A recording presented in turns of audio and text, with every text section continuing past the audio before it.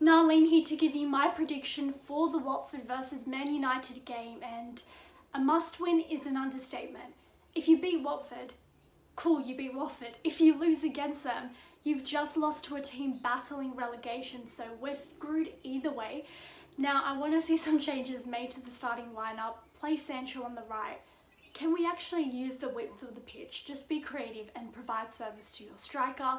In midfield, start Matic alongside Donny. What do you have to lose? I mean, I know Donny can make a pass and he's press resistant. We're already conceding goals, so just try it out. Now, as bad as Shaw and Mcguire have been, they're probably still going to get a start. Even though I think Mcguire probably thinks he's proved something, you know, giving us a bit of that, but 3 losses in the last 4, 11 goals conceded, tells us another story. If we look like a semi-decent organised side, we're going to get a win. So I'll predict a 2-1 victory for United. Okay, so Manchester United versus Watford, and honestly I don't really know what to make of this one. Any normal sort of tactical assumptions or insights you'd make about Manchester United kind of feel void at the moment with our current form. Because you normally assume Watford, under Claudio Ranieri, still playing his relatively high pressing system. You'd assume that suits Manchester United in terms of we'd be able to get in behind, really punish Watford on the break. Yeah, it'll be good to see Donny van der Beek, according to reports, and he's going to start, and with the amount of players we have missing at the moment, I can't really see how he doesn't. If he doesn't, like, Jesus. Hopefully be able to see Sancho start on the right wing as well, as I said, getting behind that Watford defence, because it's not a low block by any means, usually. I mean, then again, teams seem to know that sort of works against United, so they might change to it. But, yeah, I think it's not going to be the prettiest game, probably going to be a bit of a scrappy game. I'll go 2-1 to Manchester United. Ross Murphy and my Paddock matchday prediction as Manchester United host Watford at Vicarage Road. Both teams got absolutely battered by Liverpool on their own ground, and it'll be Watford's first game since that match, and they'll be looking to make a reaction against Manchester United. Manchester United also need a reaction after that disappointing, embarrassing defeat to Manchester City. And also it's a game where Ole Gunnar Solskjaer is still under pressure and he needs to make some sort of changes, some sort of new plan, or else we could lose again. So my score prediction for the game, I'm going to go for a 3-2 Manchester United win. Make sure you like, share and subscribe to Stretford Paddock. And as always, come on United. Back for another prediction against Watford. And for a 3-1 or 4-0 United up the Reds. Hi guys, Liam here coming in with my prediction for the Stretford Paddock matchday Watchalong against Watford. As much as us club fans hate the international break, I think it couldn't have come at a better time for Manchester United. We just needed basically a couple of weeks to reset. And let's hope that will be exactly what the break has done for us, because we were not playing anything resembling good football prior to the international break. A lot of the games we were getting over the line were either scrappy draws like the one against Atalanta or playing against an abysmal Tottenham side, albeit we did play well that game. But I hope that the international break will be a chance to reset. A lot of players have gotten injuries over the last couple of weeks, which is problematic. Hopefully they won't be out for too long, obviously. The likes of Pogba getting injured in French training, I believe. A couple of others, McTominay and Rashford, I think, picked up knocks potentially. So we just got to hope that they're okay. I think against Watford, obviously at the Vicarage, we've had some pretty good results there over the last couple of years. I think we will get the win, because I think Watford are a side who's relatively poor, but I don't think it's going to be comfortable. I'm going to go with a 2-1 win for United.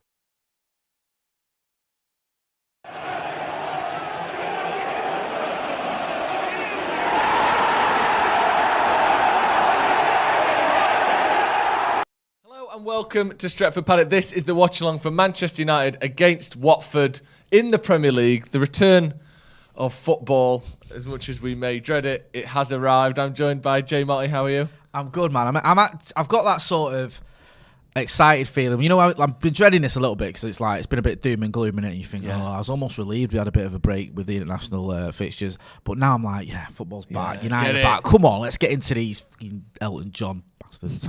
I'm also joined by John Shin. How you doing, John? Great. I am so happy to be here. All the way from the United States. Yes, sir. As they call it. How's it? Wait, that's just what it's called, isn't it? I said it like that was some sort of nickname. All the way from the United States of America, as the locals say, and also as the UN says, and everyone else in every country in the world says. How are you doing? I'm good. I wanted to come and show up and be like, I'm tactically astute. I know what I'm talking about when it comes to football. But right now, my brain is just, I'm just too excited to be Just here. stoked, excited. It is great to have John Shin here. Yeah. It's still not sunk in. It still feels a little bit surreal. I've been, done videos for years with John. So actually, have him here in the studio. It's good stuff, man. You was even on BBC Radio Manchester, weren't you, last night? That was weird. It didn't take you long to get your feet under the table in Manchester, did it? You started doing local radio. Why? What was that for? Just talking about United? Yeah. Was it? Was it good? Yeah, I think so. Have you done that before? No. Oh, cool. That's good. That is fun. That's really good. We're going to be talking about Man United, obviously. The team should be out in about 3 minutes. Yes. So we'll have the team news as soon as it comes out. We'll be talking, obviously, about the team, about this game for Manchester United. It's a pretty big game, this, isn't it? I mean, every game is pretty big. It's weird because we talk to people, obviously. We talk to each other, but we talk to other people. I don't know of anyone that currently thinks Ole Gunnar Solskjaer will be United's manager, let's say at the start of next season, because there's some rumours he might get to the end of the year. What kind of position is that for a manager to be in? Where it's literally no one thinks he's going to last, and yet he's still there. And the club haven't come out and said he's staying or his job's on nothing. And yet no one in their right mind is going, I think he's all good. What's going on? I mean, it's almost untenable. I think the one sort of, small, maybe crumb of comfort Ollie can take is he has kind of been here before, because when he took over as caretaker, nobody thought he's going to be the manager at the start of next season. And he made that work through the results. People say, he just was given the job because he scored a goal in the Champions League final. It's nonsense. He got given the job permanently because of that run we went on under him. That record-breaking run that obviously, the pinnacle of which was beating Paris Saint-Germain in Paris to go through to the quarterfinals of the Champions League. That got him. So he can maybe look at that and go, I've been here before where no one's given me a chance and I've defied the odds. It's just... That was different. Yeah. That's the thing. I understand I know what you're going to say. Yeah. He was coming in after Jose Mourinho. He was the new manager who rejuvenated the place. Now he's the manager who's overseen, what is a pretty depressing time for Manchester United. Can he turn this around? Can he tap into something and get these players who've been playing badly for him over the last 2 months playing at a level that is remotely acceptable for Manchester United? John, what do you reckon? I think it's tough for the PR perspective to try and figure out what to say. I think right now I think the perfect word is limbo. We're not really sure what to do with Ollie. We're not really sure what to say about Ollie. So I think from all perspectives, everybody's sort of just confused as to what to do.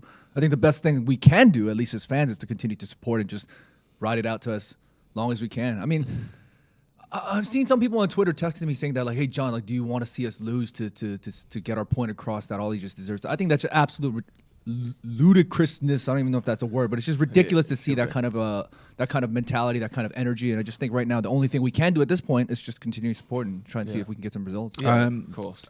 Do get involved in the comments. A lot of love for you, John Shin, in the comments, rightly so. Let us know what you think about the game. John was making a point there that, some people have said, or someone said to you that, almost for the greater good would want United to lose. I've never really felt like that, even on the dark days. No, it's just because, like, whenever, like, I'll also be doing live streams sometimes, and, a couple people will just tune in and they'll just be like, John, like, can't you wait to see this guy go out and whatnot? And, like, we all kind of have our feelings as to how we feel like Ollie sort of, reached his cap or reached his quality or whatever, what have you. But at the end of the day, if you want to see your team lose just to get your point across, I think that's just wrong. Yeah. I think we have got the team news in, and someone's just tweeted it. It's not the official club, but it's someone who's quite reliable. Frederick A. Filtervelt. He says David De Gea, Aaron Wan-Bissaka, Victor Lindelof, Harry Mcguire, Luke Shaw as your back five, McTominay and Matic as your holding midfielders, Sancho, Bruno, Rashford, and Ronaldo as your front. Yeah. Five, is it? Or four? Yeah, I like that. Other than maybe McTominay for Donny, because there were some rumours that Donny might start this one, but obviously that's not the case. I'm glad that Sancho's playing. It worries me that Mcguire and Shaw are both there together again, because that's been a bit of a disaster this season. And there's the confirmation there. Yeah, from the team just put it out there as well. What's the subs on that one? The subs are Tom Heaton, Alex Tellez, Eric Bailly, Diogo Dalot, Fred, Jesse Lingard, Juan Mata, Donny van der Beek, and Anthony Martial. Dean Henderson obviously still recovering from his COVID, yeah. I thought he would be available to be on the bench by now. He's been on the bench already before. Right, okay. Well, he's not. I think I've also seen him in training. Yeah, he's not in the squad. Whatever. Yeah. However you want to look at that, does that mean he might be featuring against Villarreal? Does it just mean he's not 100%, or does Ollie not fancy him at all for it? I don't know. Should we go through that team again? Just so the team. This is official announcement now. A journalist tweeted it 2 minutes ago, but it has been comunicado oficial. So David De Gea in goal, Aaron Wan-Bissaka at right back, Luke Shaw at left back, centre back pairing of Harry Mcguire and Victor Lindelof. Holding midfielders, I presume it is going to be a 4-2-3-1. It definitely feels like that. Right. Of Nemanja Matic and Scott McTominay, and then your front four. I expect, again, we'll see when it's officially confirmed in the lineup, but I expect to be Marcus on the left, Bruno in the 10, Jadon Sancho on the right, and some kid called Cristiano Ronaldo up front. First time Wan-Bissaka, sorry, I'm looking at a picture of him. First time Sancho and Rashford have started together, I believe, as well, with Sancho on the left, Sancho on the right, sorry, Rashford on the left. I presume it is that. That would make sense. It doesn't make any I mean, I know they sense both can play, either side. I mean, you could put Rashford up front and Ronnie on the left, or whatever, but you'd expect. But this is the front four that we started the season, everyone going, can't wait till we see this front four. How good Rashford was last season before the injuries. It suddenly dawned on me, what's the script with Greenwood? Why is he not in the squad? Don't know. Is there anything I there? haven't heard anything about it. I'm sure we'll hear updates. I mean, again, maybe Ollie's saying to him, listen, I need you in Villarreal. I'm not having you in the squad. Does seem a little bit risky because for me, Mason Greenwood, if he is available, can get you goals, can win your matches. Because you look at that bench. Sorry to cut you off. No, go on. You're right. As an option, if let's say we're 2-1 down. Yeah. The options are a radically out of form Martial. Yeah. Van der Beek.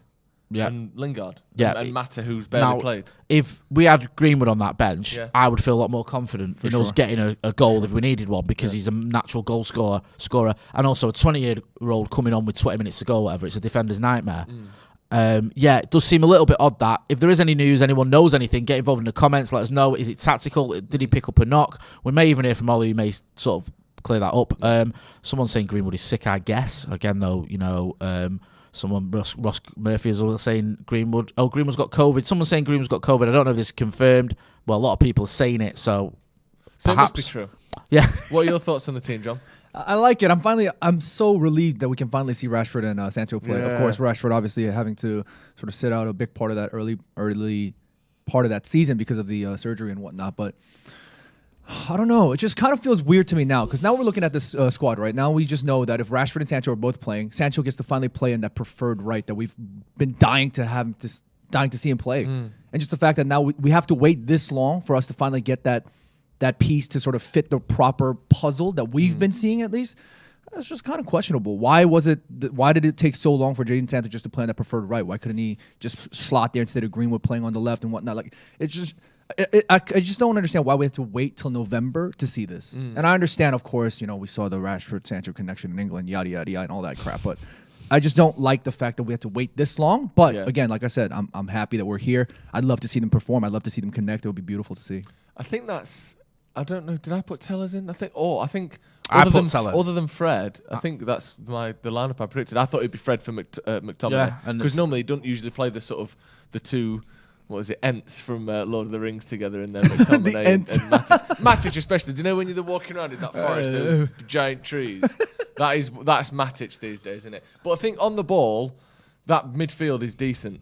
I think it's better than it is. Obviously, it's not quite Donny levels on the ball, but Matic is a good passer of the ball. He holds the ball well. I tell you what, though, Scott McTominay's got to get his act together. Because do you want to know something he's weird? Not been great this season. I don't care what everyone says about the Spurs game. Yeah. Other than that, and I thought he did okay now, but I love Scott McTominay. I've defended him, promoted him, whatever you want to say, for years. But this season, he's just not been at the races. I agree with you on that. Yeah. And I've seen a lot of people on Twitter saying that they think he's been one of United's best players this season. No, I can't agree with that at all. I said that too, and I got absolutely destroyed by the Twitter fam. It was just I just don't feel comfortable with his style of play. He looks a little lost at times on that pitch. Yeah. And as a midfielder right now, especially when we're so shaky, what we need the most is a consistent, stable force in midfield. And like Joe mentioned, I do definitely agree that aspect about the end, but I do enjoy that bit about Matches because he is really a great holder of the ball, and I think he can sustain pressure to an extent. So I do like that. I've got a question for you, John, from Huge Ass. Nice. Lads, question for John. Hey, the old ones are the best ones. Are American fans behind Ollie? Because you speak for the whole of that continent.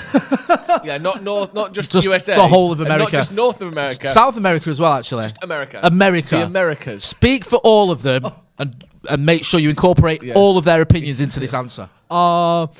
I'll speak based on the people or the fans that I've connected with, which is most of America, if we're honest. That would be fair to say. Yeah, it's the majority. Sure. The general sort of Chilean. What'd you say? I said the echoes of what? I forgot what you were saying yesterday, but basically, I said the Eccles is the New York of Europe or something. Yeah, it is. Yeah, I love the fact John sat here talking about Eccles. But basically, so nice. They put a C in it twice. They barely named it at all. Well, the people that I've spoken to, most of them are still sort of behind the team for sure. Yeah. But they are 100% frustrated with what's been going on. I mean, they are the way that Americans. Look, I'm trying not to speak on behalf of everybody, but especially New Yorkers. You can speak about the people you interact with. Right, they're very expressive and vocal about their feelings, and the frustrations are. It could be heard across the world. I mean, they're so frustrated as to what they're seeing. Like I know you guys are watching here. You know, this is what a 3 o'clock kickoff. Sometimes some of these people, especially on the West Coast, they have to wake up at like ass crack of dawn. Can I say that? Like, yes, they have to wake up at like 4 a.m, 5 a.m. So they have a lot of investments just as much as some people might think they do or don't. Yeah. And for them, it's just like having to wake up that early, having to make that kind of investment, and then just seeing this kind of football is terrifying for them. Yeah, you think it's bad for us? At least we don't have to wake up at 4 a.m. to watch us lose every week. I'll be honest with you as well, because it's easy to dismiss that, but I know when there's been pre-season games, and I've set my alarm to wake up at 4 a.m. I just rolled over and go back to sleep. I've sat and watched games with my dad, pre-season games. Both of us just sat at the computer like, oh, you know what? Or I've got something to see like the Scousers beating us 4-1 or whatever it was. That's enough of that. Shaqiri getting the 4th goal. I'm like, I'm going back to sleep. So we've got to respect. And also, we say this all the time, but we are very lucky to live in Manchester and be able to go to games. And I know if you could, you would do. And I think, we have to sort of embrace the fact United is a global fan base, thankfully. It's a good thing. Peter Kelly in the Super Chat says, struggling to work out how Mcguire and Shaw are still in this team after poor performance. I'm getting tired of seeing this shit. Joe, I'll ask you about that because me and you did the preview. I dropped Shaw for Tellez as my predicted team because I thought these poor performances, as Peter Kelly's pointed out, cannot continue. Like, something has to change. Ollie's obviously still showing faith in them. What have you made of their performances this season? And are we right lumping them together in terms of how bad they've both been? I think I don't necessarily like lumping them in together, just because I think it just takes away any nuance of who's doing what and who Sorry isn't. to interrupt you. It has been confirmed apparently by MUTV that Greenwood's got COVID. Okay, right, so thank you. Interesting, yeah. So he's out for 2 weeks at least. Hopefully he recovers quickly. Hopefully he's been vaccinated and there's no long side effects to that, obviously. But yeah, that's shit, because any complications at all there, and you're looking at a month.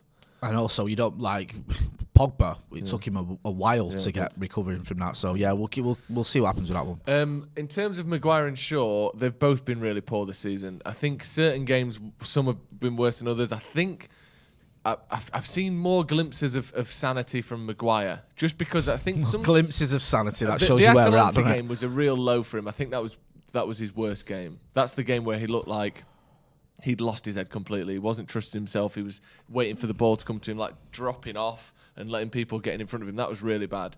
But certain games, like you had mentioned earlier, the Liverpool game and stuff, I think Shaw has just so completely lost his form. I'm watching a bit of the Chelsea game that's on currently before we went live. And there's just a little bit where Chilwell passes the ball to someone on the left-hand side and just makes a little underlapping run. And I literally said to you, Shaw used to do that. Used to, yeah. Like, when's the last time Shaw made a 1-2 with a fullback, with a winger, sorry, and just overlapped him? And then the next possession made a 1-2 and just overlapped him. He was doing it all the time last year, making space for himself, dragging defenders out the way so the winger can have some more space. He's not doing that anymore. And the problem obviously is we rely on that side so much to play the ball. When we play the ball out from the back, usually it's De Gea to Mcguire, Mcguire to Shaw. That's our most common sort of through line out the back. And at the moment, neither of them are particularly confident. Neither of them are playing well. But you can see that clearly. I mean, the lack of confidence is so clear. They look so uncomfortable on the ball. You know, sometimes when you see Shaw in his prime, like in his primo days, the man looks like a freaking truck. He'll take the ball, he'll just say, "Give me that shit," and he'll just break through the entire pitch. But nowadays, he doesn't even feel comfortable taking that first touch. No. He doesn't know whether to open it or close it. He doesn't know when to take a half turn. He looks uncomfortable. And if Ollie's going to continue to rely on this left side combination, he needs to make sure that these guys are going to try and turn their season around as soon as possible, because if this continues to sink, then it's all just going to be on Ollie. Yeah, at least with Mcguire, and again, I said this in the preview. I know. It was Albania and San Marino. I know they aren't top teams. I know you don't make your season by scoring goals against Albania and San Marino. But I think what Mcguire needs more than a goal is confidence. And even though they aren't top teams, he hasn't played brilliantly against Real Madrid or whoever. It still brings a bit of confidence playing well, because he's played so many bad games in a row now for United, Mcguire has. I think, hopefully, those 2 international games will help him, because he just needed some semblance of quality and some semblance that he knows what he was doing, because he looked so just mentally shot after those last few games for United. Yeah. You were talking about the Liverpool game, though, weren't you, with Shaw in particular? Yeah, I mean, the Liverpool game, and it's very difficult for me not to sort of be overly melodramatic about it and overly critical, because it was so bad that I feel like I could just, once you start me, I won't stop. But that was as bad a performance by Luke Shaw as I've ever seen, if not as by a left-back as I've ever seen. He was dreadful. Like, he didn't do anything right. He literally left Mo Salah or Jota, whoever's on that right-hand side, time and time again. And all week the talk was, is Salah the best player in the world at the moment? Which I don't like as a phrase, but he was the most informed player in the world. And he just left him alone. Yeah. And even after they scored and they had a lot of joy on their right-hand side, our left-hand side, he kept doing it. And I was like, I'm one of them when I'm at the ground, I never shout at players. I very rarely shout at him. I just don't think, I think it's counterproductive. I'm a bit long in the tooth for it. But everyone was screaming, like, what are you doing? Get over to you, man. Everyone except Mcguire, who didn't say anything. And I don't know whether it was because he thought, I'm playing badly myself, I'm not in a position to start shouting at other people, or he was just lacking complete confidence, so he didn't feel confident enough to shout or whatever. Yeah. But it was shambolic. It was awful, and it was a lot of the talk around where we were stood was like, is he going to take him off? Is he going to sub him?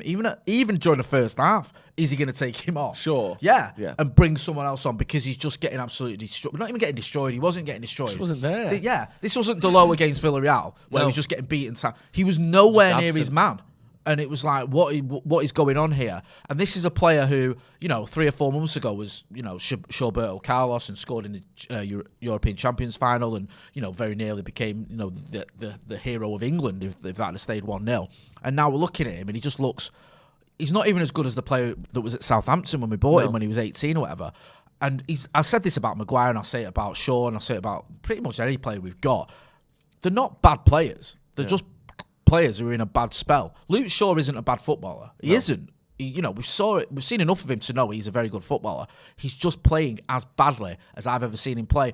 And the same goes for Mcguire. He's playing as badly as I've ever seen him play. The same goes for McTominay. That's why we're in this pickle. That's why we've had these results, because we've got players who you can usually rely on, hang your hat on, as Roy Keane would say. Yeah. Shaw's usually reliable. Maguire's usually reliable. Scott McTominay might not be setting the world alight, but he'll give you a 7 out of 10. And also, solid. He'll give you roughly the same performance every week. Yeah, he's got that energy. He'll get on the ball. You know what I mean? He'll carry it, whatever. He'll be a thorn in the side of the opposition. He's useful. He's gone off the boil, and it's like all of a sudden now you've got at least 3. You can go. Other people will probably weigh him. Others, you could probably say Aaron Wan-Bissaka's playing as badly as he's played since we signed him as well. So all of a sudden you've got at least half your team playing as badly as they've ever played for Manchester United at a time when you need him most, because the manager's under so much pressure with the expectation going up. I'll get into a couple of super chats and I'll let you guys address something. Talk MU says, love your passion for our great club, John. Welcome to Manchester, bro. Yes. Good shout out there. Talk MU, nice. Good guy, I know him. Koth Mike, who's been a member of the first team for 11 months, says, I'm going to shout this because it's in capitals. Okay. Dwayne "The Rock" John Shin has returned. Yeah! Haven't seen you since full-time Devils. It's a sign. Ollie's turning it around. I love your confidence. Yes, and just say, we don't just read out super chats. We will read out some more. Paulson Paul says Mcguire is not world-class. World-class it's a strange one. I think he is one of the best defenders in the league. I do. And I've said that for ages, and I think that's why we bought him. I just think he's going through a bad spell. Yeah. Don Bateman says his loyalty to poor players will be the end of him. There's a question for both of you. Is Ollie too loyal, do you feel? Is he too soft? We can even expand it. Is not just loyal. Is he too soft?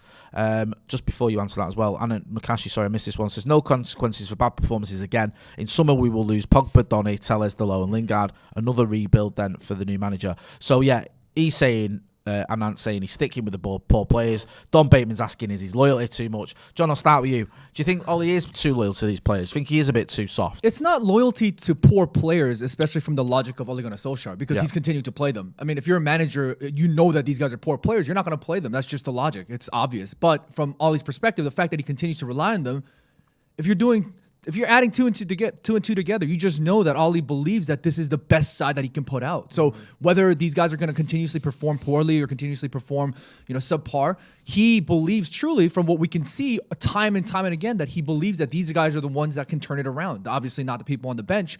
So that's a risk that he's willing to take, and he's willing to fall on the sword, die by the sword, whatever the damn phrase is. He's willing to go all the way to the very end with it, and we're okay with it as long as things turn around. And in the past few games, and maybe the majority of the season, we've not seen that at all, and that's why he's taking the slack, and rightly so. Yeah, I think maybe he is being a little bit too loyal. The problem is, because this is how he does things, we don't actually know how good Donny van der Beek is. Exactly. We don't actually know.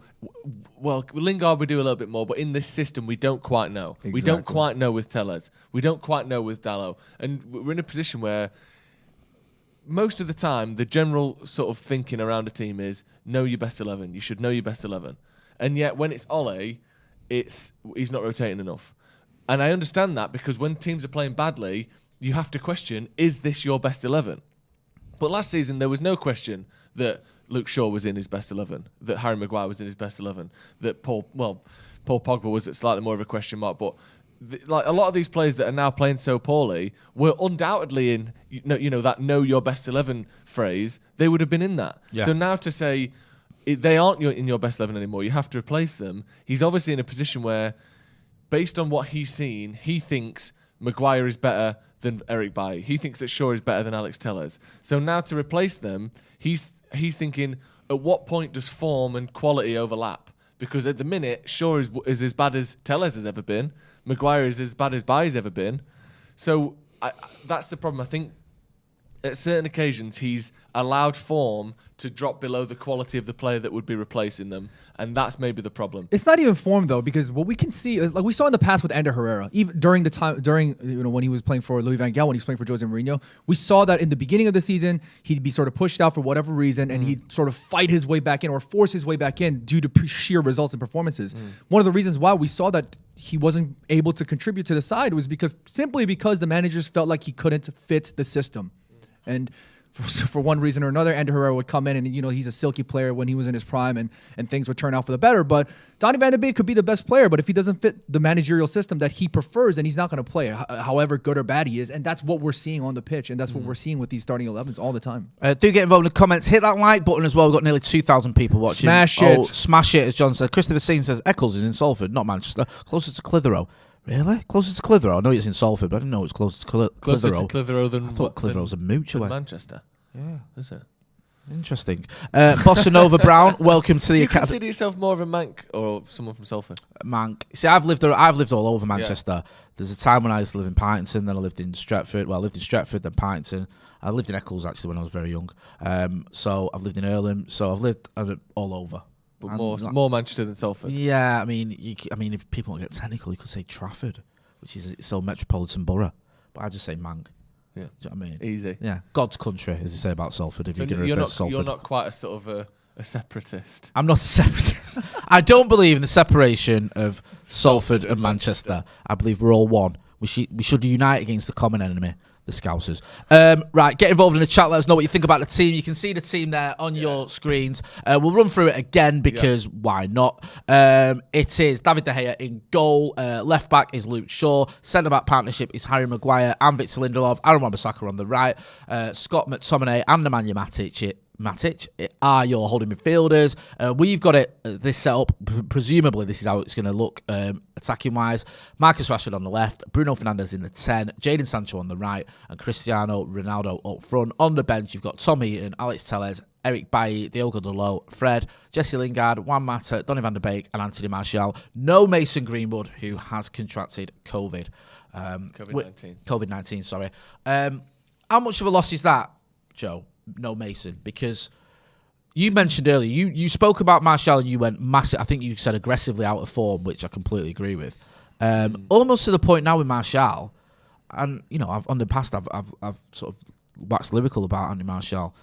It just feels like you can't rely on him at all, really. No. I don't feel like if you go. I used to look at Martial and go, if you need a goal, he'll give you one. Yeah. And now I feel like if we are up against it, I don't feel confident in him coming and giving us one. Where if that was Mason, 100%. Oh yeah, definitely. They're different positions totally. But Martial, obviously, he's a good finisher. That used to be sort of his best thing. I think is dribbling and his finishing. Yeah. But that seems to have deserted him now. Which is last season, his finishing went to pot. Yeah, something that you think that's one of those fundamental things that you don't lose. Yeah. Like someone like Paul Scholes, he could still pass almost as well as he did. Probably when now. He was 28 now. Remember when David Beckham went to the '99 reunion? Yeah, I did that 70-yard ball that landed on Ryan Giggs' foot. But that's what I'm saying. It's like certain things. Like what? Certain things in terms of what the way people speak about football, you never lose it. No. And I thought finishing was one of those things. You have an instinct in front of goal, and that's deserted Martial. And I don't quite understand that. I've not seen it happen like that. Yeah, no. Like the Leeds game's a good example. The two chances that used to literally be his sort of trademark: open the body up, goalkeeper's left hand side, roll it in the corner, and he puts them both straight at the goalkeeper. One wide and one straight at the goalkeeper. It's unusual to see a player fall off as much as Martial has, because he was looking the season before last. The question was, is he taking that step up to being world class? He got 24 goals. 23 goals. 23 goals with no penalties or one penalty. Like if he was on penalty duties, you're looking at a 30-goal season there. Even if he misses a few, that's a 30-goal season. That's a very impressive season, and he's going right. Can he become a world-class player? And the next year he gets 4 league goals. I really don't understand how that's happened. I feel bad for him.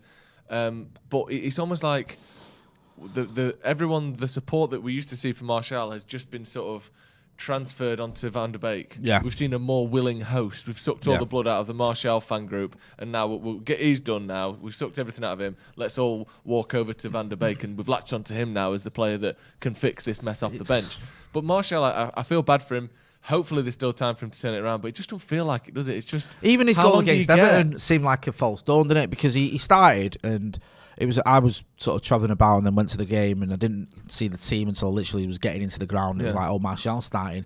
A lot of confusion on Twitter. I can't believe he's starting. Like, what's going on here? Obviously got his goal. You think great, especially if he'd have held out and might have been the winner. Obviously he gets subbed. We draw. He's not really done anything since. John, where do you stand on Anthony Martial? Has he even played since? Has he played, has he? I can't remember. Let me pull up the stats. Yeah, look, I was ready to. I was hoping Adam would be in the studio because I was ready to fight him about Anthony Martial, because he loves Anthony Martial like he loves his first child, and I hate Anthony Martial like there's no tomorrow. Like and you hate your first child. Yeah. If I had a first child, yeah, and if I for some reason needed to hate him, or her, there you go. No, it's just because I feel like Anthony. You were talking about how you felt like Anthony Martial has always had that fundamental. A fantastic fundamental ability to finish. I don't really think this is a hot take. I think he's a good finisher, but I think it was more so his excellent ability to beat a player one-on-one. Yeah. I think that was what sort of gave him the opportunity to make such an easy finish. Sometimes you've seen clean number 9s around the world. They have to be on their foot within half a millisecond to finish a shot cleanly as they can. And that's what you sort of see as a good finisher. Martial, on the other hand, he's just so good at beating players 1v1 that once he beats somebody, he has all the space in the world. It's just completely open for him. Yeah. And I think that aspect is what sort of gave him his goal scoring opportunities and therefore goals. And I think now, so more so than ever, his form has sort of dipped. He's been in and out of the squad with injuries and whatnot. That's just kind of taking away that ability to an extent. And I just feel like it's going to be harder than ever for him to sort of come back and try and get that insane run that he had with goals. You're right, Joe. Sorry, he hasn't played since the Everton game. Came off, was injured for the Leicester game, injured for the Scousers and for Spurs. I was on the bench for City, didn't come off the bench, and obviously starts today on the bench as well, and in the Champions League. was not available for Atalanta and was on the bench for the draw. Sorry, the Atalanta home game, and was on the bench for the draw in Atalanta. So, yeah, I mean, it's not been a great season, has it? And this was a season where he needed to prove himself. He's not been helped by the fact that both Ronaldo and Jadon Sancho have come into positions that he can operate in. So that sort of moved him even further down the pecking order. And you know, he was already struggling, wasn't he? I think if Cavani was fit, he wasn't getting in the team. Yeah. And then you put two more sort of obstacles in his way. So I just feel like we're entering the end game with Anthony Martial. I feel like we're getting towards a 45 million bid coming in, and he's gone. We've signed 2 strikers that have taken his place in the last 2 years. He's not someone we're building that attack around. And it's a shame because in the past, Anthony Martial has sort of rallied and got his place back. You know, Sanchez came in, Martial got his place back off him. You could take anybody can take Alexis Sanchez's position. Are you kidding me? No, let me finish. Go ahead. Lukaku. Sorry, I just got a little riled. It's all right. Lukaku was. Are you kidding me, Jay? I know. Lukaku was our main man, and then Anthony Martial took his place and became Ollie's number 9. Yeah. So he's done it in the past where he's fought and got his place back in the team. I just don't see that happening now. I just think you look at the player. I've never questioned Anthony Martial's confidence or his finishing. We both questioned that over the past year, so I'm not going to start pretending I haven't. I look at the City game, for example, and that summed up Martial's season for me. He got man of the match in the City game at the Etihad last season. Missed the sitter. Yeah. And then it doesn't really build on that. It doesn't, the fact he got man of the match, not missed the sitter. It's sort of, it doesn't really mean a lot in terms of what the season holds and where he ends up. It does feel like it's fizzling out a bit. For France, I think he's done okay, but he's not exactly guaranteed. But he's got like 2 goals for them in 40 appearances. He got a goal, didn't he, not long ago, but he's not. His again, appearances have been performances. Sorry, he's not set the world alight where you go, well, look at what he's doing for France. Get him in. Do you know what I mean? Like get him into the United team, or if that gives you any sort of comfort.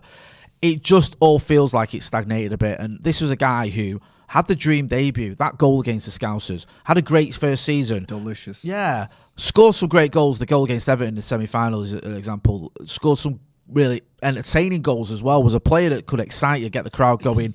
And you could really sort of imagine, or you could not imagine, you could put faith in when it came to sort of causing problems and getting goals. And now, it just feels like I'd be surprised if he scored. And I never used to think that with Anthony Martial. Jack Lynch says this is the perfect game for Jadon Sancho, starting against Watford. Hopefully he can get 3. Hopefully he can get going. 3-0 Man United. John, I'll ask you. I know you're not Anthony Martial's biggest fan. I think that's safe to say. That's the first time John's ever got angry with me that in about 8 years. Just because I dared to say that Anthony Martial could take Alexis Sanchez's place. Tell you what, they come to Manchester and they start acting all mank.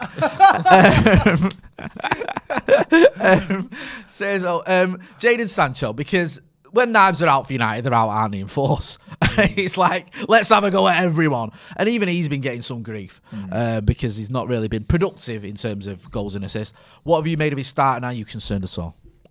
I love Jadon Sancho's start simply because we know that even during his time in Dortmund, I've heard from people who watch Borussia Dortmund and Bundesliga extensively tell me that Jadon Sancho took some time to sort of get himself adjusted and acclimated to the league, and I think he needs the same for the Premier League. And Premier League is in my opinion, much more tougher to find yourself adjusted to. Yeah. And in the beginning, when he first started getting some game time, he looked nervous, he looked uncomfortable, he wasn't sure where he wanted to go, he wasn't sure if he wanted to receive the ball, but game after game, you could progressively see what he wants from that team. He's actively asking for the ball. He's saying, come, you see my foot, it's open, give me that shit. He's asking for it, he's making those runs. You can clearly see the level of energy and the level of determination that's definitely sort of settled in now at this point. And I love that about Jadon Sancho. And people are expecting him to just turn things around. This side has had so many problems this season that Jadon Sancho is the least of our worries. And you can just kind of see the progression that he's showing us. And I'm more than happy. And if there's one thing that I can be truly pleased about is Jadon Sancho's sort of gameplay. I don't expect him to go out there and get 2-3 goals a game, 1 assist a game. That's not what I want. I want to see him getting comfortable on the ball, getting comfortable with his team. And that's what we're seeing. And I like that. Yeah, I think when some people, you hear that thing of the Premier League's faster or it's more intense, and then other people, we're just English bias. But I think there was a study done, and they looked at the amount of intense sort of movements or sprints that players have to make in those leagues, and the Premier League is by far the highest in Europe, or certainly the highest in Europe, and Bundesliga's a little bit lower, I think, obviously than even Italy, than Spain. But it is more difficult to acclimatise to the Premier League. We've seen that down the years. That just is the case. And also, it's a different style of play and a different team. And it's the first time, I know he's English and he's played in England, but he's never played in the Premier League, so he doesn't know the league necessarily. But like you said, John, I think the best thing with Sancho is he didn't come in and go all out and then tail off. He started a little bit slowly, a little bit safe. I think he get the ball to feet, pass it back, ball to feet, pass it back. The more he's played, the more he's making runs in behind, the more he's trying to take men on, the more sort of risk-taking he's becoming, which is really important because he hasn't gone into his shell in the fact that he's not got many assists or many goals. I'm going to take a step back and work on the basics. He's taking more risks now, which I think is what he needed to do. And I think if he keeps doing that, the goals and assists will come. And I think it helps as well. And I know it's for different reasons, but Sancho has had slow starts to seasons before. So he isn't sat there going, oh my God, this is the first dip I've ever had in form. Just some, like Mbappe or someone who's just basically been on form their whole career, like Haaland or something like that. He's had sluggish starts to seasons where it takes him till October, November before he starts hitting the goals and assists. So he won't be going, fucking hell, my season's gone. He'll be thinking, I've seen this before and I can still get 10 goals, 10 assists, no problem. So yeah, if he keeps taking risks, keeps sort of trying more rather than trying less as he has been doing, the goals and assists will come. Can we just acknowledge as well, right? This is a young lad who was hammered by a lot of people for missing a penalty in the European Championship final. We all have these conversations, right? And it doesn't mean that has to be kind of mental health and all that stuff. And no one really wants to have that conversation when it doesn't suit him. But the sort of the mental side of that and the emotional side of that of, sort of being blamed for England missing out on the first trophy in 60 years. Then you get your big money move to Manchester United. And you also, Cristiano Ronaldo comes in and sort of takes a bit of the shine off that. And, you're not even guaranteed a start. It's a lot to take it on as well. Just from the mental side of thing. And he's only a young lad who, just moving back to England after the spell, as you both mentioned, in Germany as well. So it's going to take a while to get over all that and to settle and to be ready to play football in front of 76,000 fans. It's not like you can just switch it on and just go, right, okay, I'll put all that to one side. I'm just going to, there's only a few players in the world who do that. Ronnie's one of them, who can just put everything off the pitch to one side and just perform on it. Even Rooney used to struggle with it sometimes. There's a lot of players that didn't even take those penalties that have come back from the Euros a shadow of their former self. Like we talked about Mcguire and Shaw being two. Harry Kane's another one. There's some players seem to have gone like that, and other players are tired, and it got to them. And you can understand that. Of course, it's a massive emotional drain.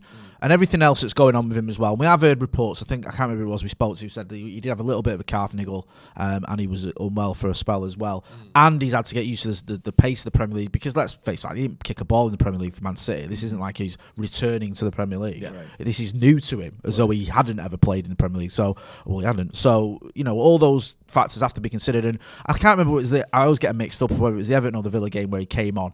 And he looked lively. He was beating his man. He looked like, this is the kid we bought. This is what we wanted to see. And as you pointed out, Joe, a slow start's not anything new to him, but he's definitely got mitigating circumstances, so I think he just needs us all to get behind him. Anand Makashi, says, it's not the league, it's tactics. Same issue with Donny. Players like Jadon and Van der Beek come from well-coached teams. Jadon will never work if Ollie stays. Salah, Firmino, Bernardo Silva didn't need time. Salah went to Chelsea when he was older than Jadon Sancho is now and did nothing and got sold to Roma or Fiorentina. Roma. So let's not kid ourselves. Firmino was shite when Liverpool were winning games for a spell. Bruno came in under Ole and was sensational straight away. It's not every single. We're not saying every single player that comes in, but you can't say that no like foreign player or player that played in a foreign league will ever be good under Ole because the tactics. That isn't true. We've seen that. And Bernardo Silva was given time. It's not he didn't come in and just set the world alight. And also he took a while, was min, and then got dropped again. Like it was like Pep went right. I'm going to take you out for a bit. So Cancelo took a long time to bed in, or took him a few months to come in and bed in. I understand if you don't think Ollie's a good enough coach. I understand that. But I just feel like if we go, all these other players settled in, I'm just not having that one because I think that if you actually look, Cavani settled in pretty well. Ronaldo settled in pretty well. It's sometimes it takes time, and that might be down to coach, it might not, but it's not the case that all those players simply just come in and straight away hit the ground running. And also, look at his age as well. We expect the sort of finished article, but he's still only a kid. Is he 22 yet? Is he just turned 22? I think he's either 21 or 22. He's a very young player, isn't he? He's not. No, he's 21. He's not 22 till March, so he's still young. Very young. Do you know what I mean? I think we just need to be patient with him. him. I remember when we bought Andy Cole from Newcastle, and I know if you look on the stats, it says in his first season he scored 12 goals in 18 games for United. You think, well, that's mint. Yeah. 5 of them came in one game against Ipswich. He struggled for the first 2 seasons. He wasn't quite at the races. When did they buy him? 96? 95 season. 94, 95. We bought him in the January 95. Yeah. So the first season we didn't win anything. We lost the league. We lost the FA Cup final. Although he was cup side for the FA Cup, I think. I don't think he played in the final. I think so anyway. Then 96 we did the double, but it wasn't really a great season for him. It was all about Eric and Beckham and these players that came through. And even going up to the 99 season when York came in, a lot of people thought, well, that's it. Cole's going to go and it's going to be York and Solskjaer. But Cole sort of not exploded, but became the player that we all love. So some players just take a little bit of time, and I think United fans just Jay, need who's to be a bit older? patient. Who's older, you or Andy Cole? Who's older, you or the Easter Island heads? Right. Well, we bought Andy Cole in 1995 when I was 15. So unless he was playing for Newcastle when I was 12, Darren Fletcher. Yeah. If I did about that, I was actually thinking when you said that, and I think, no, I don't think I was older than him when I was watching him play for United, although you never know. Get involved in the comments, get involved in the chat. Listen, it's all about opinions, and I respect your super chat as well. I'm not, laying into you there. It's fair enough. I just don't agree with that one. Yeah, Watford. We haven't really spoken about Watford. Joe, it's safe to say you are as big a Watford expert as anyone. Oh, yeah. You're practically the Luther Blissett of Stretford Paddock. That's true.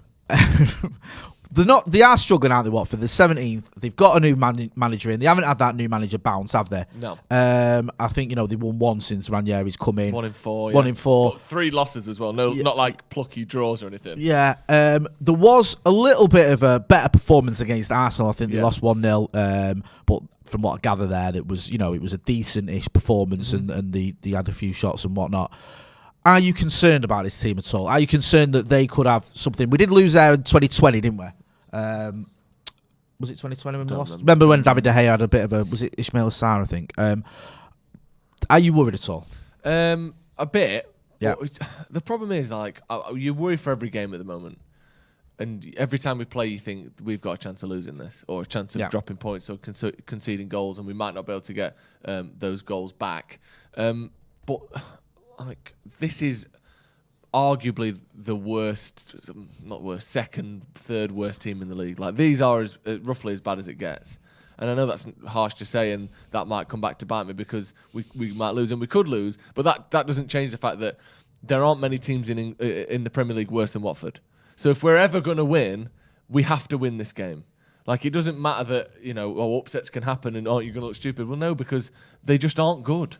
So if we lose, we didn't just lose to a team that we underestimated. We just played badly. Because in every position we are better than they are. They aren't playing well. They've got a new manager who, let's be honest, as we were, looking at his record, other than Leicester, which obviously was miraculous, I'm not knocking that, isn't a particularly great manager historically, hasn't won a lot of things, he's had a lot of jobs, but, Claudio Ranieri isn't the best manager in the world by any means. They've not got some, hidden gem here.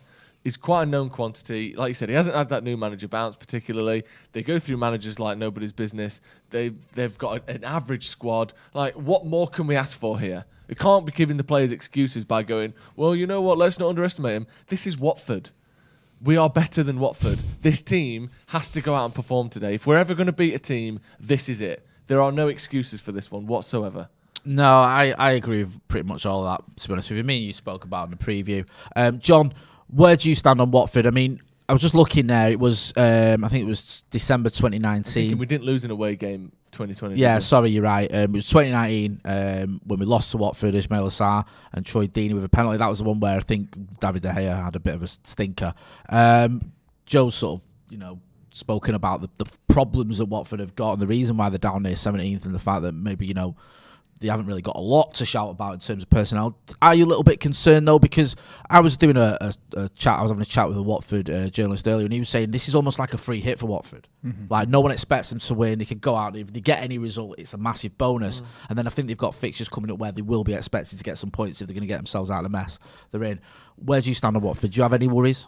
Yeah, I'm 100% still worried. I think I agree with Joe in the sense that we are definitely a better side. We are obviously much more better equipped to win a match, but if I'm Watford, I'm going to try and see if I can push and press as soon as possible to get on that goal sheet and almost shell-shock Manchester United. What we've seen so far from Manchester United and what we've seen from Ole Gunnar Solskjaer is inability to get a game back. When he goes down, when his team looks shell-shocked, it looks impossible for some of these boys to sort of re-galvanize themselves. And that's what we were so good at. It's weird, Right. isn't it? Because they had the best record ever. I think, doing that as a manager. And we've seen the shell-shockedness of certain aspects of the game where, like we were talking about before, Luke Shaw and Harry Mcguire, they look like deer in headlights sometimes when they're just staring at each other like, oh, you know what I mean? Like, if Watford want to try and get a result, that's the only way they can do that, is to try and get on the goal sheet as early as possible. And I'm pretty sure Ranieri is going to try and say, you know what, guys, we're going to try and, it's obviously a Vicarage Road, so they're going to try and come out guns blazing, try and get on that goal sheet early and try and just maintain that lead. I think that's the only way they're going to try and get this result here. Yeah, and we're so fragile at the moment that I agree with you there. If we do go down,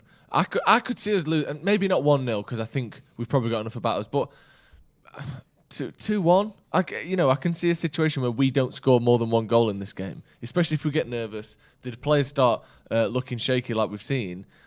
We know how fragile this Man United team is at the moment, and if we start seeing that, anything can happen. But again, my point isn't that Watford are no good, therefore we'll beat them easy. My point is, if we're going to win games, we have to beat Watford away. Right. Yeah. We're still well within the fight for top 4. Obviously, I think Chelsea are 12 points clear with a game in hand. So what's 9 points clear, or maybe more now? I don't know if that graphic we saw before was with an extra game played. Sorry, United have got a game. Oh, right. Sorry. But the league's done. Yeah. Top 4 absolutely isn't done. There's still plenty of room there, but you can't be losing to Watford away if you want to get top 4. And this team, regardless of what you think of Ole, we know he is a good enough manager to get us top 4. And unfortunately, he's probably not any better than that. But we still need that this season, at the very least. I don't think any manager can come in now and win the league for Man United. Do you really, honestly, and I know it's difficult on camera to say these things because people can clip it up and go, look at these deluded Manchester United fans, but 12 games in, we could potentially be 9 points behind off the top. Yeah. Is that done? I think the way we're playing it is. Yeah, all right, fair enough. And also, it's not. I'm not saying it's not bad. No, and it's but not. I'm just being like, what, 9 points with 26 games to go? Yeah, really? Can we not do that? I just think it's not as. This league feels to me the way Liverpool are playing, the way Chelsea are playing. City slightly less so. I know Liverpool actually don't have that many points, but I think when they're playing their best, they look great. Chelsea look like they're going to be getting 85 plus points this season to me. I don't think they're on course for that. You're right. This team is capable of getting 90 points. I don't think we can do that. I think Chelsea can. So even if you got someone else in, you have to hope Chelsea lose their form completely. I mean, it's possible, but what I'm saying is, most likely scenario now, most people aren't at home going, we're in the title race. No. So we need to get top 4. Yeah. Surely whoever's the manager next season, we want to be playing in the Champions League. And unless we win it by winning the Champions League, that means we need top 4. So we have to win this game. We just have to, because otherwise we're fighting with fucking Brighton for a Europa League place. And that's just embarrassing. Do you think it might need a new manager in terms of someone who comes in, John, and isn't beholden to any of these players, didn't sign them, like Tuchel went in, we keep talking about Chelsea for a reason.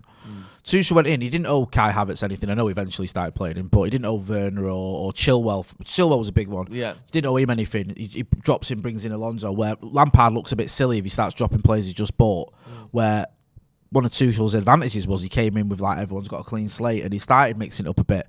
Do you feel that maybe that could help United if a new manager comes in? He's not, or do you think it's just the case of it's not necessarily dropping certain players? It's just certain players who are good enough need to get back to the best. Yeah, I mean, certain times, in the cruel world that we live in, especially in the Premier League, we see that you don't sack players, you sack managers, no matter how good or bad what players might be. It's the managers who get the sack. And certain times that happens because the players need a reawakening. They need a refresher. They need to be rejuvenated for whatever reason. And I think that's what majority of the fans wanted. I think they've all just sort of felt like, this is the farthest Ole can take us. But if we look at the conversation about who's going to replace us, this whole conversation about Brendan Rodgers, I don't know where the hell that came from. He's not exactly putting himself in the shop window, by the way, with his recent results. No, but it's just who in their right mind thinks that Brendan Rodgers coming in is going to do a better job than Ole Gunnar Solskjaer? I think Rodgers isn't anyone's first choice. I think it's that.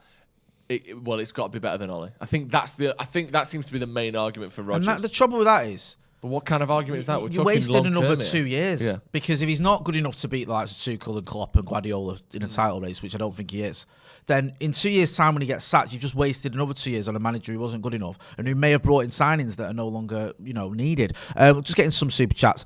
Samuel says, thoughts on Darren Fletcher playing in small-sided games in training? As seen on United Twitter video, he's our technical director. It stinks of smells a bit like Ron Atkinson. Ron Atkinson used to love five-a-sides. So he could play. Yeah, apparently he used to play. Like the teacher in Kent. Yeah, that's what he's like. Ron Atkinson, who weighed about 20 stone, playing himself in a five-a-side game. And you don't want to know how he mixed up those teams as well, but it's Ron Atkinson, so you can kind of guess. I think there was one as well. Samuel says, just started watching. This is Samuel again. Thanks for your support. Right. Joe J, can you confirm that John Shin is not 4'3", or better yet, could he stand up and show us his feet touching the floor? Do you know what we were saying? Yeah, he's not standing up touching the floor. He's tall. Showing his feet. But go on. He's like 6 foot or something. What the hell are we doing this again? Y'all see my knees right here? Right. That's his knee. He's not 4'3". That's not prosthetic knees. No. He's 5'2". Well, what are you? You're like 6 foot. 6 foot, yeah. To be fair, I'd only seen you sat down for about 8 years. Also, John, if someone stood up on a webcam, you can't really tell. Yeah, Can you? No, that's it. That's the thing. You're the shortest person on this watch along, substantially.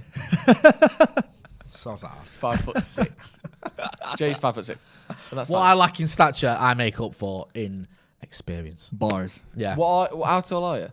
I'm 5'11" and a bit. Is that a bit of a lie? No, it's not. Like that's. I'm joking. Last time I got nicked, that's what they told me anyway. And that bit was a little bit of drugs that were in your shoes. I don't know. I think I'm 5'11", yeah, but it's just slightly over.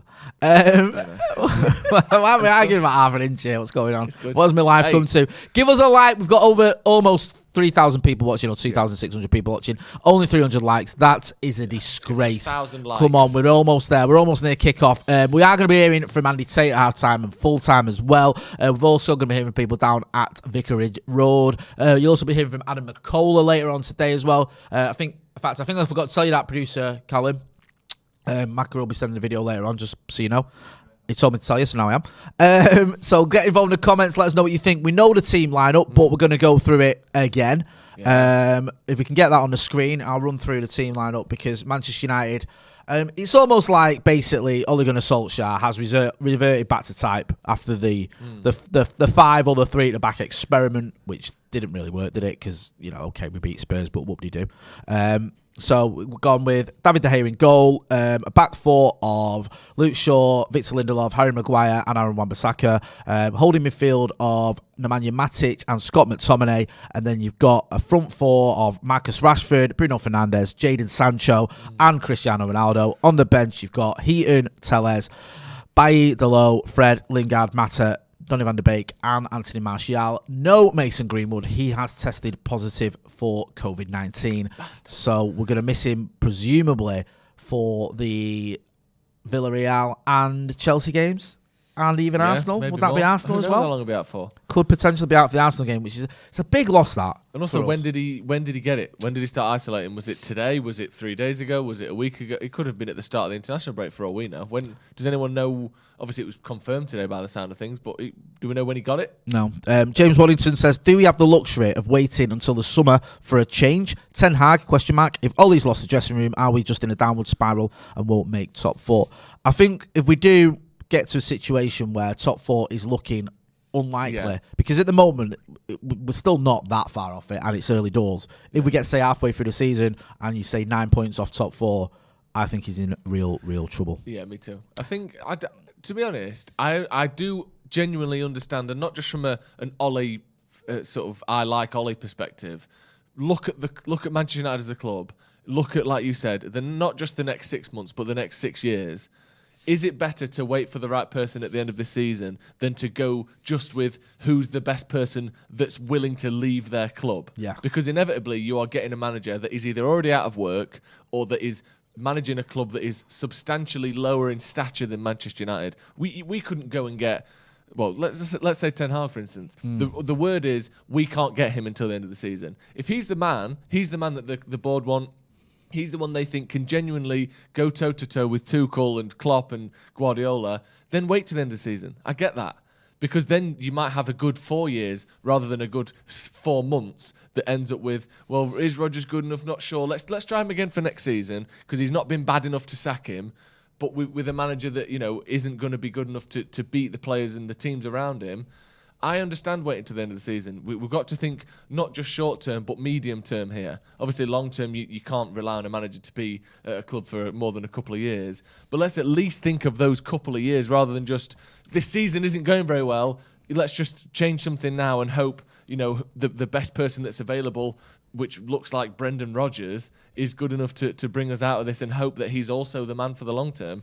That doesn't seem like much of a plan to me. But what if the results continue to go sour? Well, yeah, I agree with what Jay said. If we are getting to the point where top 4 is looking unlikely, at some point you just need to change it up. I get that. And like I said, I don't think Ollie's going to be the man for the long term. He doesn't seem to have proven, well, he hasn't proven, and he doesn't seem to be capable of taking us to the level where we are challenging the top teams. I don't think he's quite got that in his locker. So fair enough, he might not be the man going forward. Probably isn't.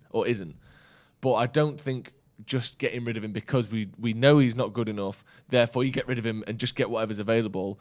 If, like you said, Jay, we are 6-8 points behind top 4 going into January, then maybe you say, right, we need something to stabilise this season and we'll go again after that. I get that. But if the idea is who's available that isn't shit, get them in because they might be a bit better than Ollie, when we've got an actual long-term target, that's hoping that we do have that long-term target. But if we do, I'd say go with that. I think as well, this board will be conscious of the January transfer window. And I think they'll be looking at going, if we bring in a new manager now, he's going to want to make a signing or two in January. If we stick with Ollie till after January, maybe he won't do that because he's been backed.